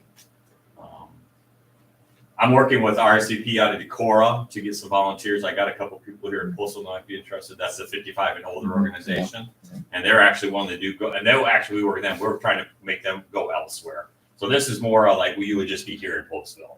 in a sense, like, no, I'm not going to send you to Walk On or Harper's Ferry or someplace else, and stuff. So if you can think of any others, please let me know. I think in that case, if you ask for volunteers, they'd be there. And I realize sometimes city council's like, I'm more than happy to be there to do, to help out. So again, a lot of times what we're looking for is that immediate temporary assistance. Because again, a lot of these things are going to happen during bad times. It's not going to happen at 1 o'clock in the afternoon. It's going to be 1 o'clock in the morning, in a sense, and things like that. So, okay. This next question here is kind of two things here. I'm going to I want to explain the kind of shelters we're looking for. Like I said, any overnight shelters is going to be Red Cross. That's pretty well. We're going to utilize Red Cross. And if Red Cross can't be there, we're still going to utilize the same shelter. We're just going to get set up for them ahead of time, in a sense, and just let them take it over. So that's going to be the school. So any overnight, basically, for our intents and purposes, is going to be predominantly the school. We're also looking for hasty. Like I said, someone just needs a place to go. So they have nowhere else to go. They have no families or friends. They have a place to get out of the, just to wait and see what's happening is what I'm talking about. We're also talking about potentially having with power outages, especially that's happening lately, heating and cooling sites that people can go to get out of the, if the power's off. We're talking about power outages. They have a place to go if it's, hey, the power's, and like you said, in December, we had, power outages. Decorah was out power for almost 26 hours, in a sense. They set up a shelter, a heating site. They had 11 people show up. It's 11 people that were happy, had a place to go, in a sense. Most people won't leave their homes, actually, we find. But again, so cooling, a disaster reception center where people can go and get information if there is a disaster. And so I'm going to ask those first. Obviously, within Postville, we obviously have the school system. They have the rec center, which I believe is owned by the school, and that's got that big room upstairs. I didn't realize that room was up there because I went up there for meetings. Like, wow, this is really nice. You have Turner Hall, and Turner Hall, you said that as a backup generator. Yes. Okay. Is that the only facility with a backup generator in the city? Okay. Does the school have one? I don't know if they do. Boy, I don't think they do. Surprisingly enough, most schools don't have them because they just don't open, in a sense. Yeah, the fairgrounds, obviously, potentially, and we'll talk about that. Well, let's bring that up. Pet-wise, is that probably the only facility around here that we could probably use for pets that you're aware of? Okay, because like I said, Red Cross shelters will not allow pets in this term of pets in their shelters. And a lot of people will not leave their homes unless their pets could go somewhere. And the benefit of the fairgrounds, obviously, is some people won't even leave their pets where they're stationed at. So at least there, it's like, okay, I get it. Everyone's different, and I get that. We have to work with that. But is there any other place other than the fairgrounds that could be utilized as a pet shelter? Because I know, again, they've got the building there that actually people could go into if they needed to. So nothing else around here that you can think of? Not that I can think of. Okay. And that's really, typically, if you don't have fairgrounds, you pretty well don't have anything and stuff. So it's kind of tough. So again, the only facility you're aware of with a backup generator is Turner Hall. Mm-hmm. Nobody has transfer switches that you're aware of. And what I mean by that is you can pull the generator up and hook it up to a switch to power the building. Walk On, actually, the school has one of those. They actually have a transfer switch in their school and stuff. So they do have it. And I'm going to try and actually get each community to have at least one facility with a transfer switch. We obviously want to utilize a city-owned or a public building because of the whole, cost kind of thing. Are there any other banquet centers in the city here? Besides, you have Turner Hall, you have the fairgrounds. The wellness center, the upstairs, they use And the that wellness for- center, which we had talked. So that's about it then, as far as larger buildings. Okay. Well, Churches have, a couple of the churches have kitchens in them and stuff. Yep. Yeah, we have Presbyterian and Lutheran both. Yeah, and obviously we would reach out to the churches, and that's who was originally on a lot of our shelters. The Red Cross kind of worked with, but they're so understaffed. They basically just said, we can't do all this. We're just going to focus on these specific things. So obviously the churches we'll reach out to. So, okay. Corey, there's several buildings out at the fairgrounds that could probably be really. Yeah, and that's why like here and Walk On obviously would be where we normally would have about the only pet sheltering available. So, Even at Dreamland Ballroom, that's pretty good size. Yeah. because obviously the fairground, because you have buildings already where pets can kind of go in there and at least be somewhat secure and stuff like that. But the ballroom would be okay for people. too. Yeah. That way we can kind of put them. We could work out with them if they're willing. Can we have people staying here? That way they're near their pets in a sense. Again, there are people who literally would not leave their pets. I get that. And stuff. I'm one of the people like, I'll see ya. I don't have any pets, so I don't have that problem. So obviously notification system wise, pretty well we use the same thing we do for evacuation. So I got one page left and then we're done. So Short page. is it short? I don't know. When did I start? It's not now. No, I didn't say that. I talked about the size of that last page. We're getting better, trust me. Yes. The last thing is obviously, do you guys have someone identified as a public information officer in the city? Does anybody have that title, that you are the PIO as they're called? I don't know if anybody wants it. Normally I'll be up front and small, in bigger communities, you'll see that in the news, they actually have PIOs identified that this is your job. They go to trainings. I've been to PIO training. I'll tell you what, if you want to learn if you really want to prepare yourself to be on TV, especially, videotape yourself talking. You'll be surprised. I'm seriously, it's an eye-opening experience or seriously, it's one of those little techniques you realize it's a skill set. No, thank you. I'm a head bobber when I talk a lot of times. I don't realize it. So I watch myself, wow, you have things you do that you don't realize you do. And then all of a sudden you're watching yourself on the Channel 7 News and you're like, man, I look like a goof. Because you don't realize that. So yes, the mayor is obviously going to be someone we would look at. Chief of police is obviously someone, fire chief. They're automatically going to fill those slots based upon the small size. Obviously, if you want some training, we can arrange for that. Sometimes don't want it. Obviously, but within the city, we're going to ask city faces to be the city spokespeople. Because this is your city. I mean, obviously, I've been through PIO. I'm a county representative. I can do a bigger story, but when it breaks down the communities, I'm going to point to you guys in a sense. So, all right. Any questions like I said, I was just here to ask a lot of questions.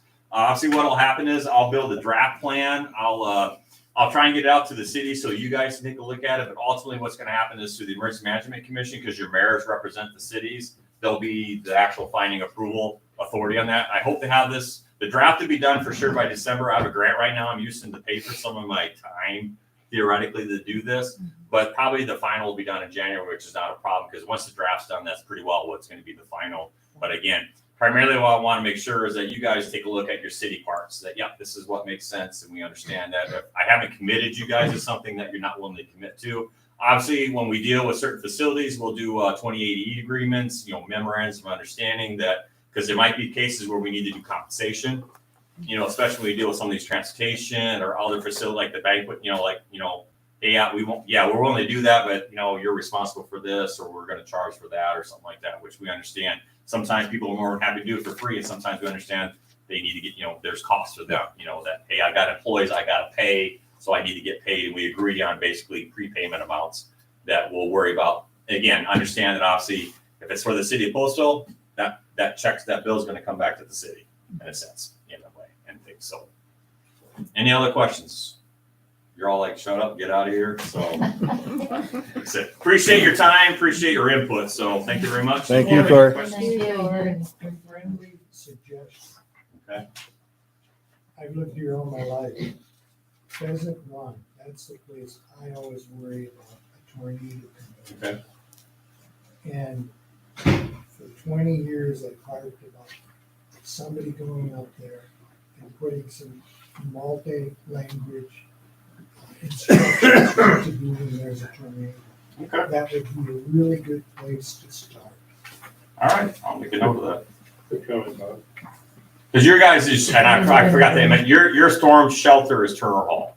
Correct. And I'll talk to the fire because they're responsible for opening it and stuff like that. And that's your only storm shelter is Turner Hall. And in Waukon, the city county courthouse is that. And I'll tell you right now, probably your experience, nobody ever shows up. But there is going to be the time that people want to show up or want to know where they need to go. And again, and usually they're going to want to go when it's too late because they hear the siren, not realizing like that's not the best time to leave. But again, good suggestion, and I'll make a note of that. So thank you. All right. All right. I'll Thank let you. guys get on Thanks, with Clerk. the rest of your stuff. Thank you.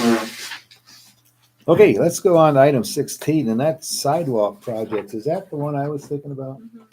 So, before I got elected to this job, if you take a look at States Drive out here, and I just got a rude awakening on that tonight when I came in, because I was like Doc Moore, a little late, and it was getting dark. And so these folks there's no sidewalk out there And where is this you're talking about? going out The past Northplex. Northplex. Oh, yeah, Rope okay. out there, Right, and there's no right. sidewalk. So they're using the road, and they've done this for years, and there's times when, of course, it's not, when you got daylight, you got sunlight, you got invisibility, but that doesn't happen all the time. And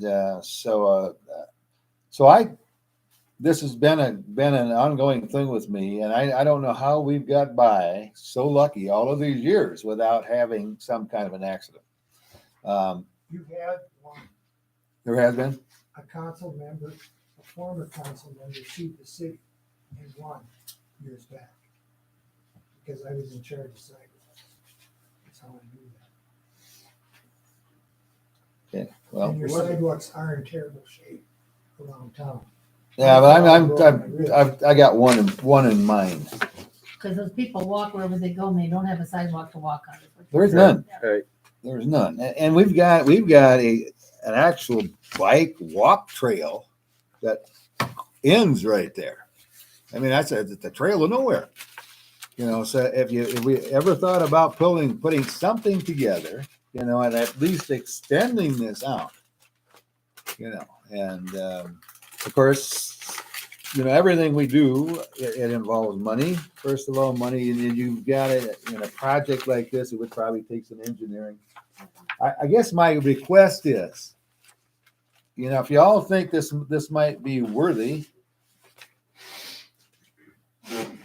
when can we get it started, and where do we start?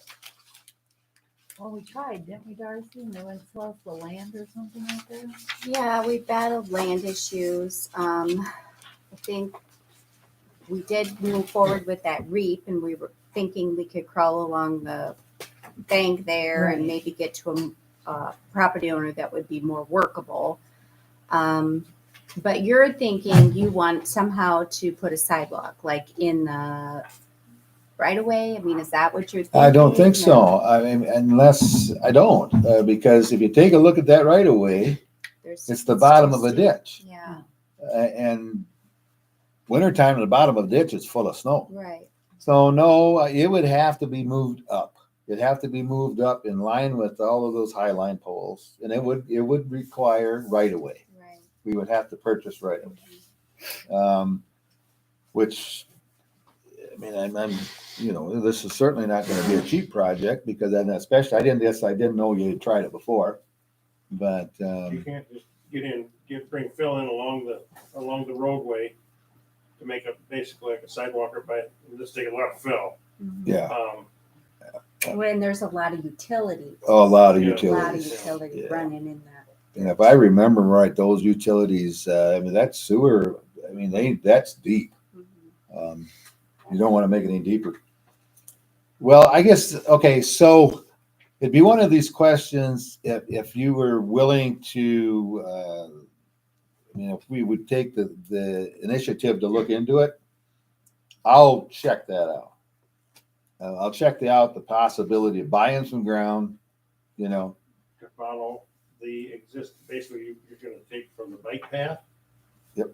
Where the bike path Yep. ends, and then there's this mowed grassy area where the trout hung out. No, we can't go that low. I would go up above where the high line, where Okay. the poles are. And you're just thinking sidewalk, you're not thinking like a trail. Well, right, but I'll bike trail Bike trail. walk, you bet. Yeah. Well, it can't hurt to look into it, that's for sure. Is there any grant money for like Safeways to school or anything like that? Well, I'm sure there is.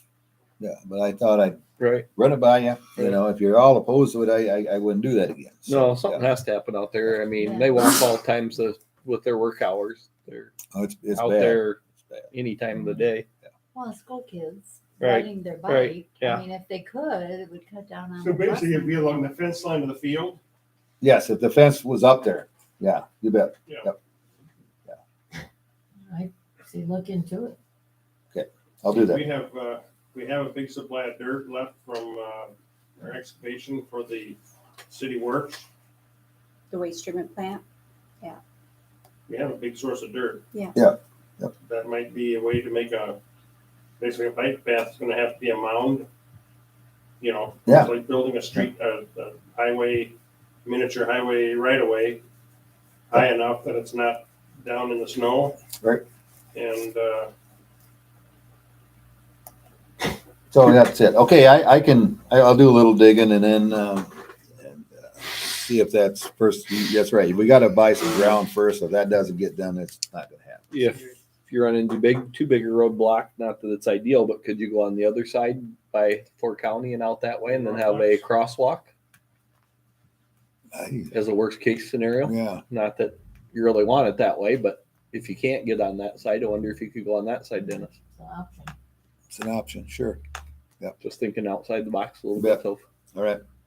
We'll give her a shot. That's all I had for the Less sidewalk landowners. project. Anything else, Darcy? Dennis, do you have a person on the council who is in charge of sidewalks? Yes. There's two sidewalk committee members. I'd have to look. who Yeah, they are. I guess we do. who are they? Yeah, I don't know. Honestly, I won't- maybe I might Becky be. is. I feel like I know there's I'm two of on you. weed. you're on weed? I can't get the weeds. Wait, you comment, you have a lot of sidewalks in this town. Within the city, not going out to minorities that need a lot of work. And Yeah, but property that's not- owners are Yeah, that's not responsible, city so to fix, but yeah, It's a matter of bringing down right. the hammer. That's it. Yeah, That's just, because, listen, I don't know if Darcy remembers, but I came down here and made a comment when I fell and broke my wrist. I could have sued, but I didn't. I'm not that way. I'm not gonna sue the city, anybody, but. there's a Someone lot- might. Huh? Somebody might. Yeah. And there's a lot of bad sidewalks. yeah, there is. I guess I'll have to get my committee together. Yeah, I'll look it up. Good luck, because you're gonna get yelled at. That's about all I had on that. So let's move on. So we'll go on to the consent agenda. Joe Bucco is here. Oh. I don't know if you want him to let him talk. What's or that? his Yes, circle. sure. Okay, yeah. Item, the number The 7. D right here, no. In the Curb consent cut. agenda. Oh, the curb D. cut. Yeah. The curb cut? Joe? That's in the consent agenda. right? Yeah, Yes, but Joel's yeah, here. yeah, so come on he'll up. speak to you. So yeah, I'm. Thanks for your patience. Yeah. Got to see how I our guess city it's not works. usually this long. Yeah. But yeah, my question was if I live in 464 West William Street and I wanted to add a couple more parking spaces, concrete, so be cut, curb cut, And that's what we need for you to get your project done, you need the curb cut. Yes. Gotcha, you bet. And it fits all the guidelines of being Yeah. concrete and everything. Mhm. Is that in this pass around? Nope, it's in your packet. Yeah. Is that maybe what this one It's this here is? one, Deacon. Yeah, Yeah. that's what it is. Yep. A 20 by 24. Yeah, Mhm. 21. Going for the active, Yeah, and it's just for your own personal residence? Yes, so the more, as my garages are in the back and the winter is not really, Okay. yeah, that's like the main reason.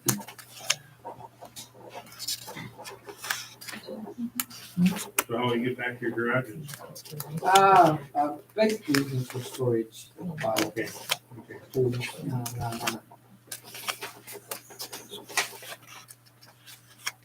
So what you're doing is you're doing the right thing to take care of his problem. and I even got a couple of parking tickets in the winter. So that's another, you want to avoid that. yeah, I don't wanna get another one, winter, so that's why. Okay.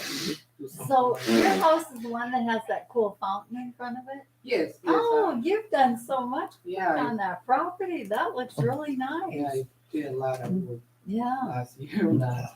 yeah. And And I- you added like a 2-story addition. Yes, Yeah. that's where my sister lives. So we're brother and sister. So Uh-huh. she basically lives next. We live together. Yeah. That's why I need additional parking. Yeah, that's amazing.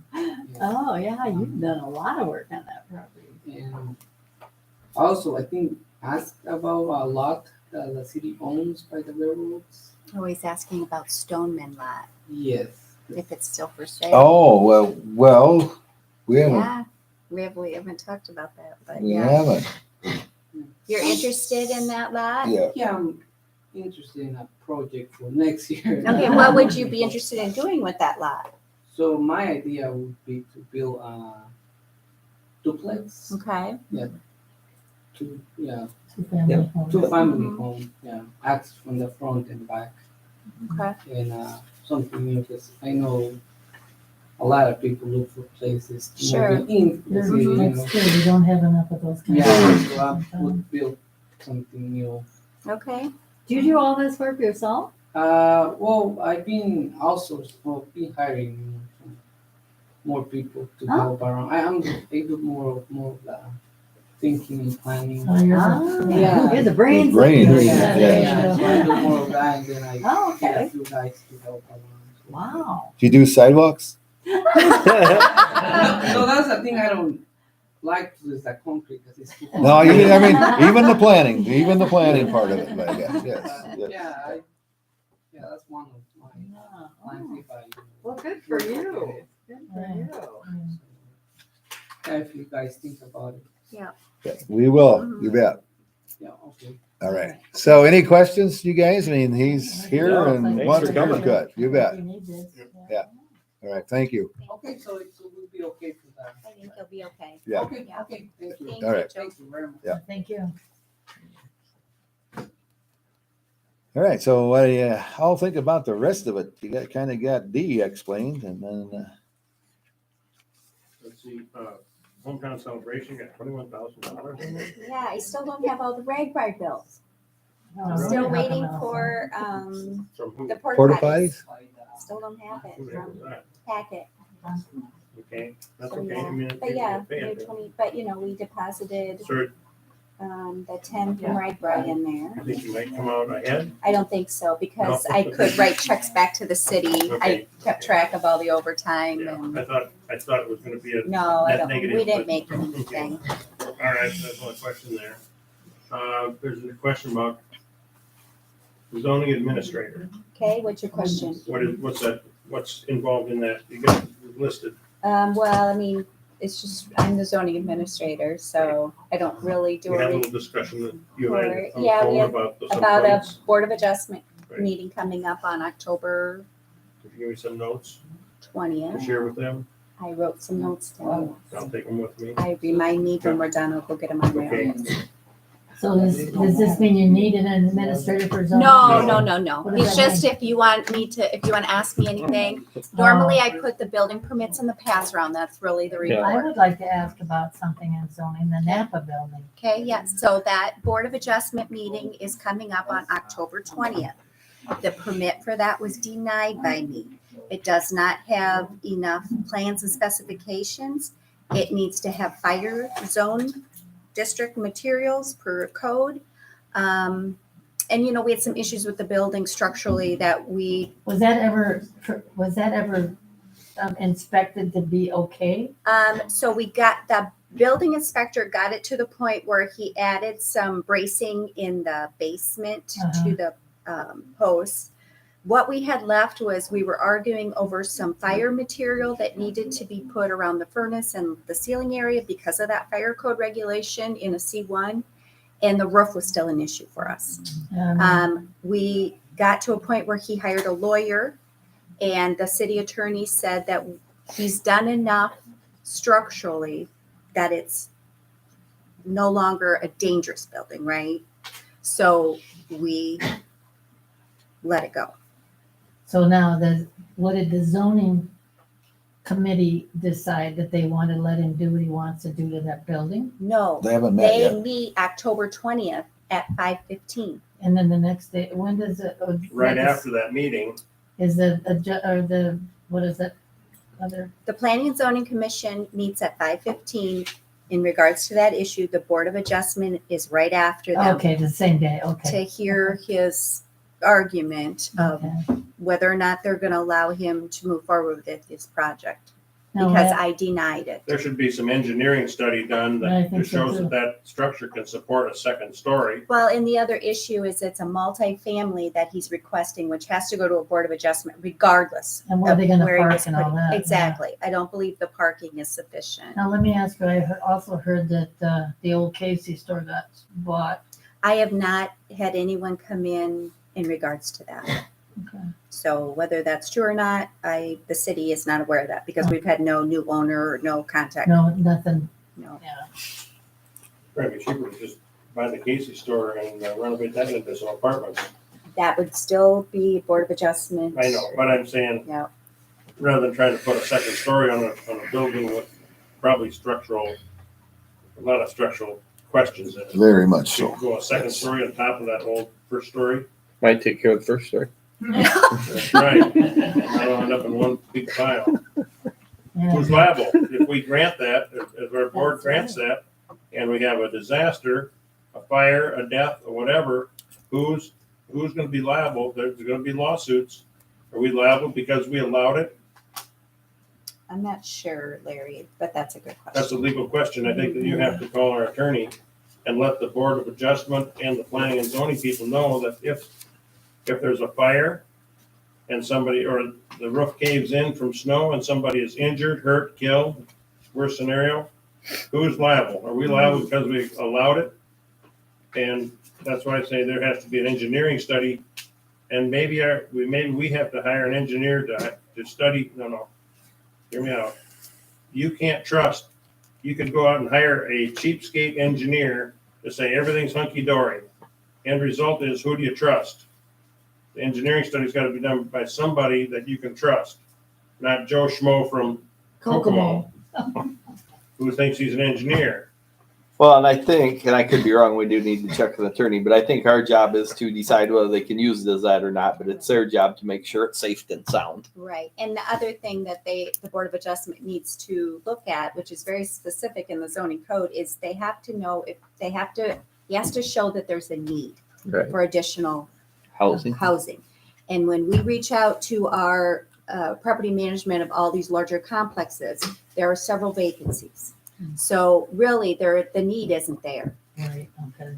Well, and that has so many parking spots per spot, right? Yeah, and that it Right. doesn't Yeah. work. If somebody's lawsuit happy, are they gonna sue you because you said lack of need? Who's gonna They prove that one? would That's sue, pretty they would ambiguous. sue your Board of Adjustment because they are a standalone board. So only way, whatever their decision is, can only be turned by the courts.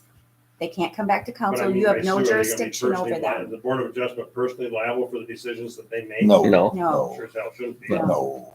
but I'm just saying if they don't like their decision, the only way to try and battle that decision would be through a court of Yes. law. And that would just be basically the court could overturn their decision. There's Right. no Like, if they- monetary amount. right. So I assume it's going to, because that's not residential Right. there. That's why that's good It's a planning. So, C1. That's why fire zone regulations apply to it. and that's open to public, right? Mhm. Yes, Because absolutely. I know some people would ask when And it was and people stuff. should come. Right. The notice is in the paper Yeah. and they should voice their concerns. Let's speak up. Yeah. Right. Oh, can I bring up something? Are we still on a consent agenda? Does it have I to don't be- know. We are. We're still on a consent I agenda. have something on the consent agenda. Yes. And maybe I'm looking at the minutes from the last meeting, Okay, and number 11 okay. says we voted to have the traffic enforcement. Oh, yes, okay. So it seems to me that in the minutes, there should be something about the discussion that followed, about calling the city attorney if it was. Well, that wasn't really the discussion. So in the minutes, by law, all we have to record is the motion and the second, Okay. the decision, right? Okay. So I did, however, contact the city attorney per Right. Ross's request. And he did, Emails were you sent. saw his email Yeah. back that Zeb's vote did not count at the Right. September 12th meeting because he had no longer had residency here in Postville. Right. So it was his opinion that his vote did not count. Therefore, the camera ordinance did not pass because it was a close vote. Everything else is good. fine, okay? So the ordinance didn't get published, the ordinance didn't move forward. Right, but it seems like the minutes should reflect something about that. But You would that think. was after, that was I after. Yeah. It was after the meeting. Yeah, That it was after the wasn't, meeting. Yeah. it wasn't during the That's a meeting. separate- Yeah, I thought Ross. Yeah, but there was no determination right. No. made Okay. until after the meeting. Well, So, but I think can this is- certainly add that in Well- tonight if you'd want me to make a comment. Well, about that. I mean, if these minutes are published, people in town are gonna think, oh, Well, But then the paper did get, because I Yes, sent the yes. ordinance and then I withdrew the ordinance with the newspaper, so. How about that, Mary? Darcy just adds it in the minutes for this month, Right. right now, Right. Yeah. to clarify what happened last Yeah. month. right, maybe. Okay. that's the way- I think this is a part of the consent agenda. And not everybody's gonna like this, but I'd like the camera ordinance reading back on the agenda in November. And the reason I say this is because it was deemed invalid because of Zeb. And so the vote was invalid. So I believe that we should put it back on the agenda for. And I would think Robert's rule of law says that the side that prevailed has to put it back on the agenda. I beg your pardon? I think Robert's rule of law says the side that prevails is the only one that can put it back on the agenda. It's a tie. But it was a tie. So it lost. What? So it was lost. So who's the side that puts You it and back I on? would have to. One of us would have to put it back on. It lost because, but it was 2-2. And that goes to a loss. It was no different than the county wanting something back on it. One of them just recently. And the only ones that can put it, not saying Larry or I couldn't put it back on, but I think So that's what has to. nobody in the city, let's say that let's say Norma Sanders decided she'd like to have that put back on. Can she do it as a city Concerned citizen. resident, asked to have it put back on? I think that's why it's that way in Robert's rule of law, because otherwise things can just keep getting put back on unless a Well, you prevailing had said member that in wins. your email that it could just get put on and on and on. until Right. The person that And that's where I wanted it. researched it, and it says in Yeah, Robert's Oh, rule we of can law. make a phone call. I Right. just felt Yeah, that you'll because find Deb's was deemed, I mean, it would have won if it wouldn't have been for him, but it was a tie. And since they don't. What do you have mean to- it would have won if it wouldn't have been for him? Well, I'm just saying it because he voted and it wasn't a legal vote. Right, It so would it's have still been lost. 3-2. I know they said it, I don't know if that's what you. So he shouldn't have voted. Would that have come I down to a understand what mayor Can being I the ask you tiebreaker? No, it wouldn't be, but we've The mayor got, doesn't have the authority to vote. no, To be a tiebreaker? no. So what is your objection to it? I'd just like to know what your objection to having cameras is. I just don't want them. You just don't want them. Yeah. Okay. Does there need to be any more reason? I don't know. I just thought there was. And I've had citizens tell me they don't want them. I've So had who am I citizens supposed to tell me that- represent? I've had citizens tell me they want them too, so. Okay, that's why it comes to the council.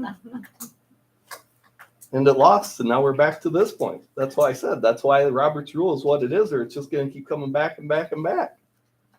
We'll find out. Yeah. We'll make a phone call Okay, tomorrow. well, We'll find out. That was just my So, thing, no hard feelings. Right. Okay. No, Yeah. no, right, But Trying to do what let's, people tell me they want as well. We can so agree to disagree on Right, topics. exactly. That's no That's Right. fine. shame. Yeah. No. moving on. We're gonna move on here. Okay, thank God. Consent agenda, let's act on this one, okay? Need a motion to approve the consent agenda. So moved. Second, second. any further discussion? What is this? This roll call? All those in favor say aye. Aye. Right. Opposed, say no. Carried, all right. Item 18, resolution for money to pay claims. This is roll call, but we need a motion first. So moved. Second. Second.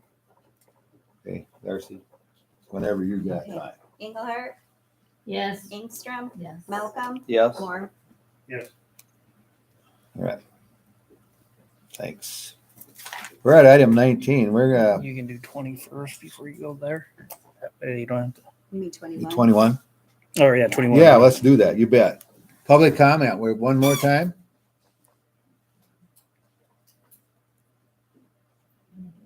Must have outlasted them. Mhm. No, you guys got nothing to say? No? All right. Can I, as a, the dangerous building in our consent agenda, what was that one? What was the dangerous building? You mean in the city attorney's report? Yeah. That one. Was it Napa? that or was it? Probably. No, or Was was it it? Moore? It was Discussion. Williams or not Williams? Oh, the burnout one? Oh, East Williams. Is that the one? No, I think he's talking about Larkin. Yeah, East Williams. Yeah. There was one that we talked we about. talked I about thought it was. Well, he set that up as a dangerous building?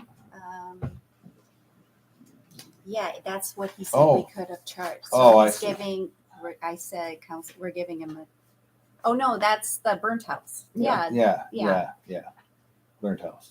Because they were We've supposed to got- have He's so much supposed to get time to do quarterly something, correct? reports. Yes, Yeah. yes. Yeah, The that's burnt the house burnt there. house. East Williams. Yeah. The one that burnt that they were supposed to give us Quarterly an update, reports. The Neville House. kind of That by had the Dean Olaf. fire. Right. Yeah, They just, have a one- year to comply, I think, with all the. House down from we've been Dean through Olaf's, this, but yeah. yeah. Okay. From just down from the Dollar House In front of the. to the east. In front of the Dean mid Olaf. Yeah. Dean, Dollar House, and then it's that burnt house. Okay, I got it. All right. That's it. Alex. That's the one. Larkin speed The camera blue house? 78. What's They're that? right next. The That's the next one. the- skateboard. his That's garage the ordinance on for it, the right. adding the skateboard. Okay. And then Ziegler's annexation. Yeah, we just talked about that. Moves on in the future. Mhm. Okay. All right. And the nuisance? Yeah, he sent certified notice to the property owner of the Who's the trailer park. nuisancer?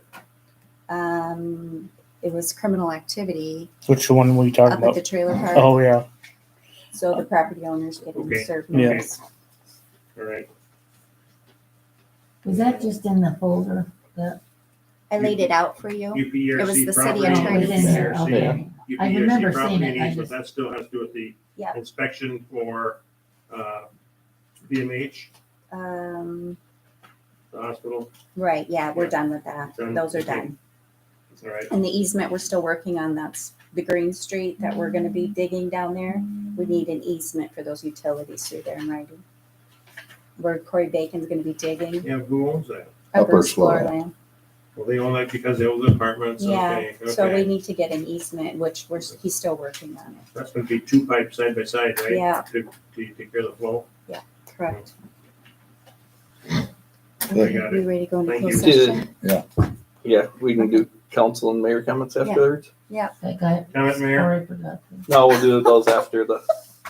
You'll have to take that to your meeting. All right, we are gonna go into closed I need session. a motion first and To then. go into closed session? Mhm. Motion to go into closed session. I'll move that we go into closed session. Second? Second. And I need to roll call. Okay. Engelhardt, Yes. Ingstrom, Yes. Malcolm, Yes. Moore. Yep. Okay. Alright. Okay, well, that's public to leave. Yep. Step out. Yep. So, yeah, so public will have to leave.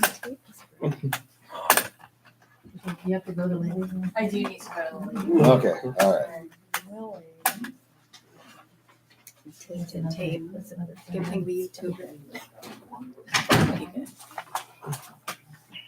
Well, then we have to shut that off too.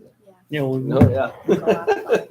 Can't you Is get that one thing to moving? I Dennis? hope, because It's Paul was moving. looking right at me and I You just hope it X- wasn't always on X me. the corner even and shut the. The thing Do you want- still goes. Only when completely you out talk. or What? you want it completely out? Yeah. Completely Yeah, out. we're, We won't let's go go. back in. No, we're not.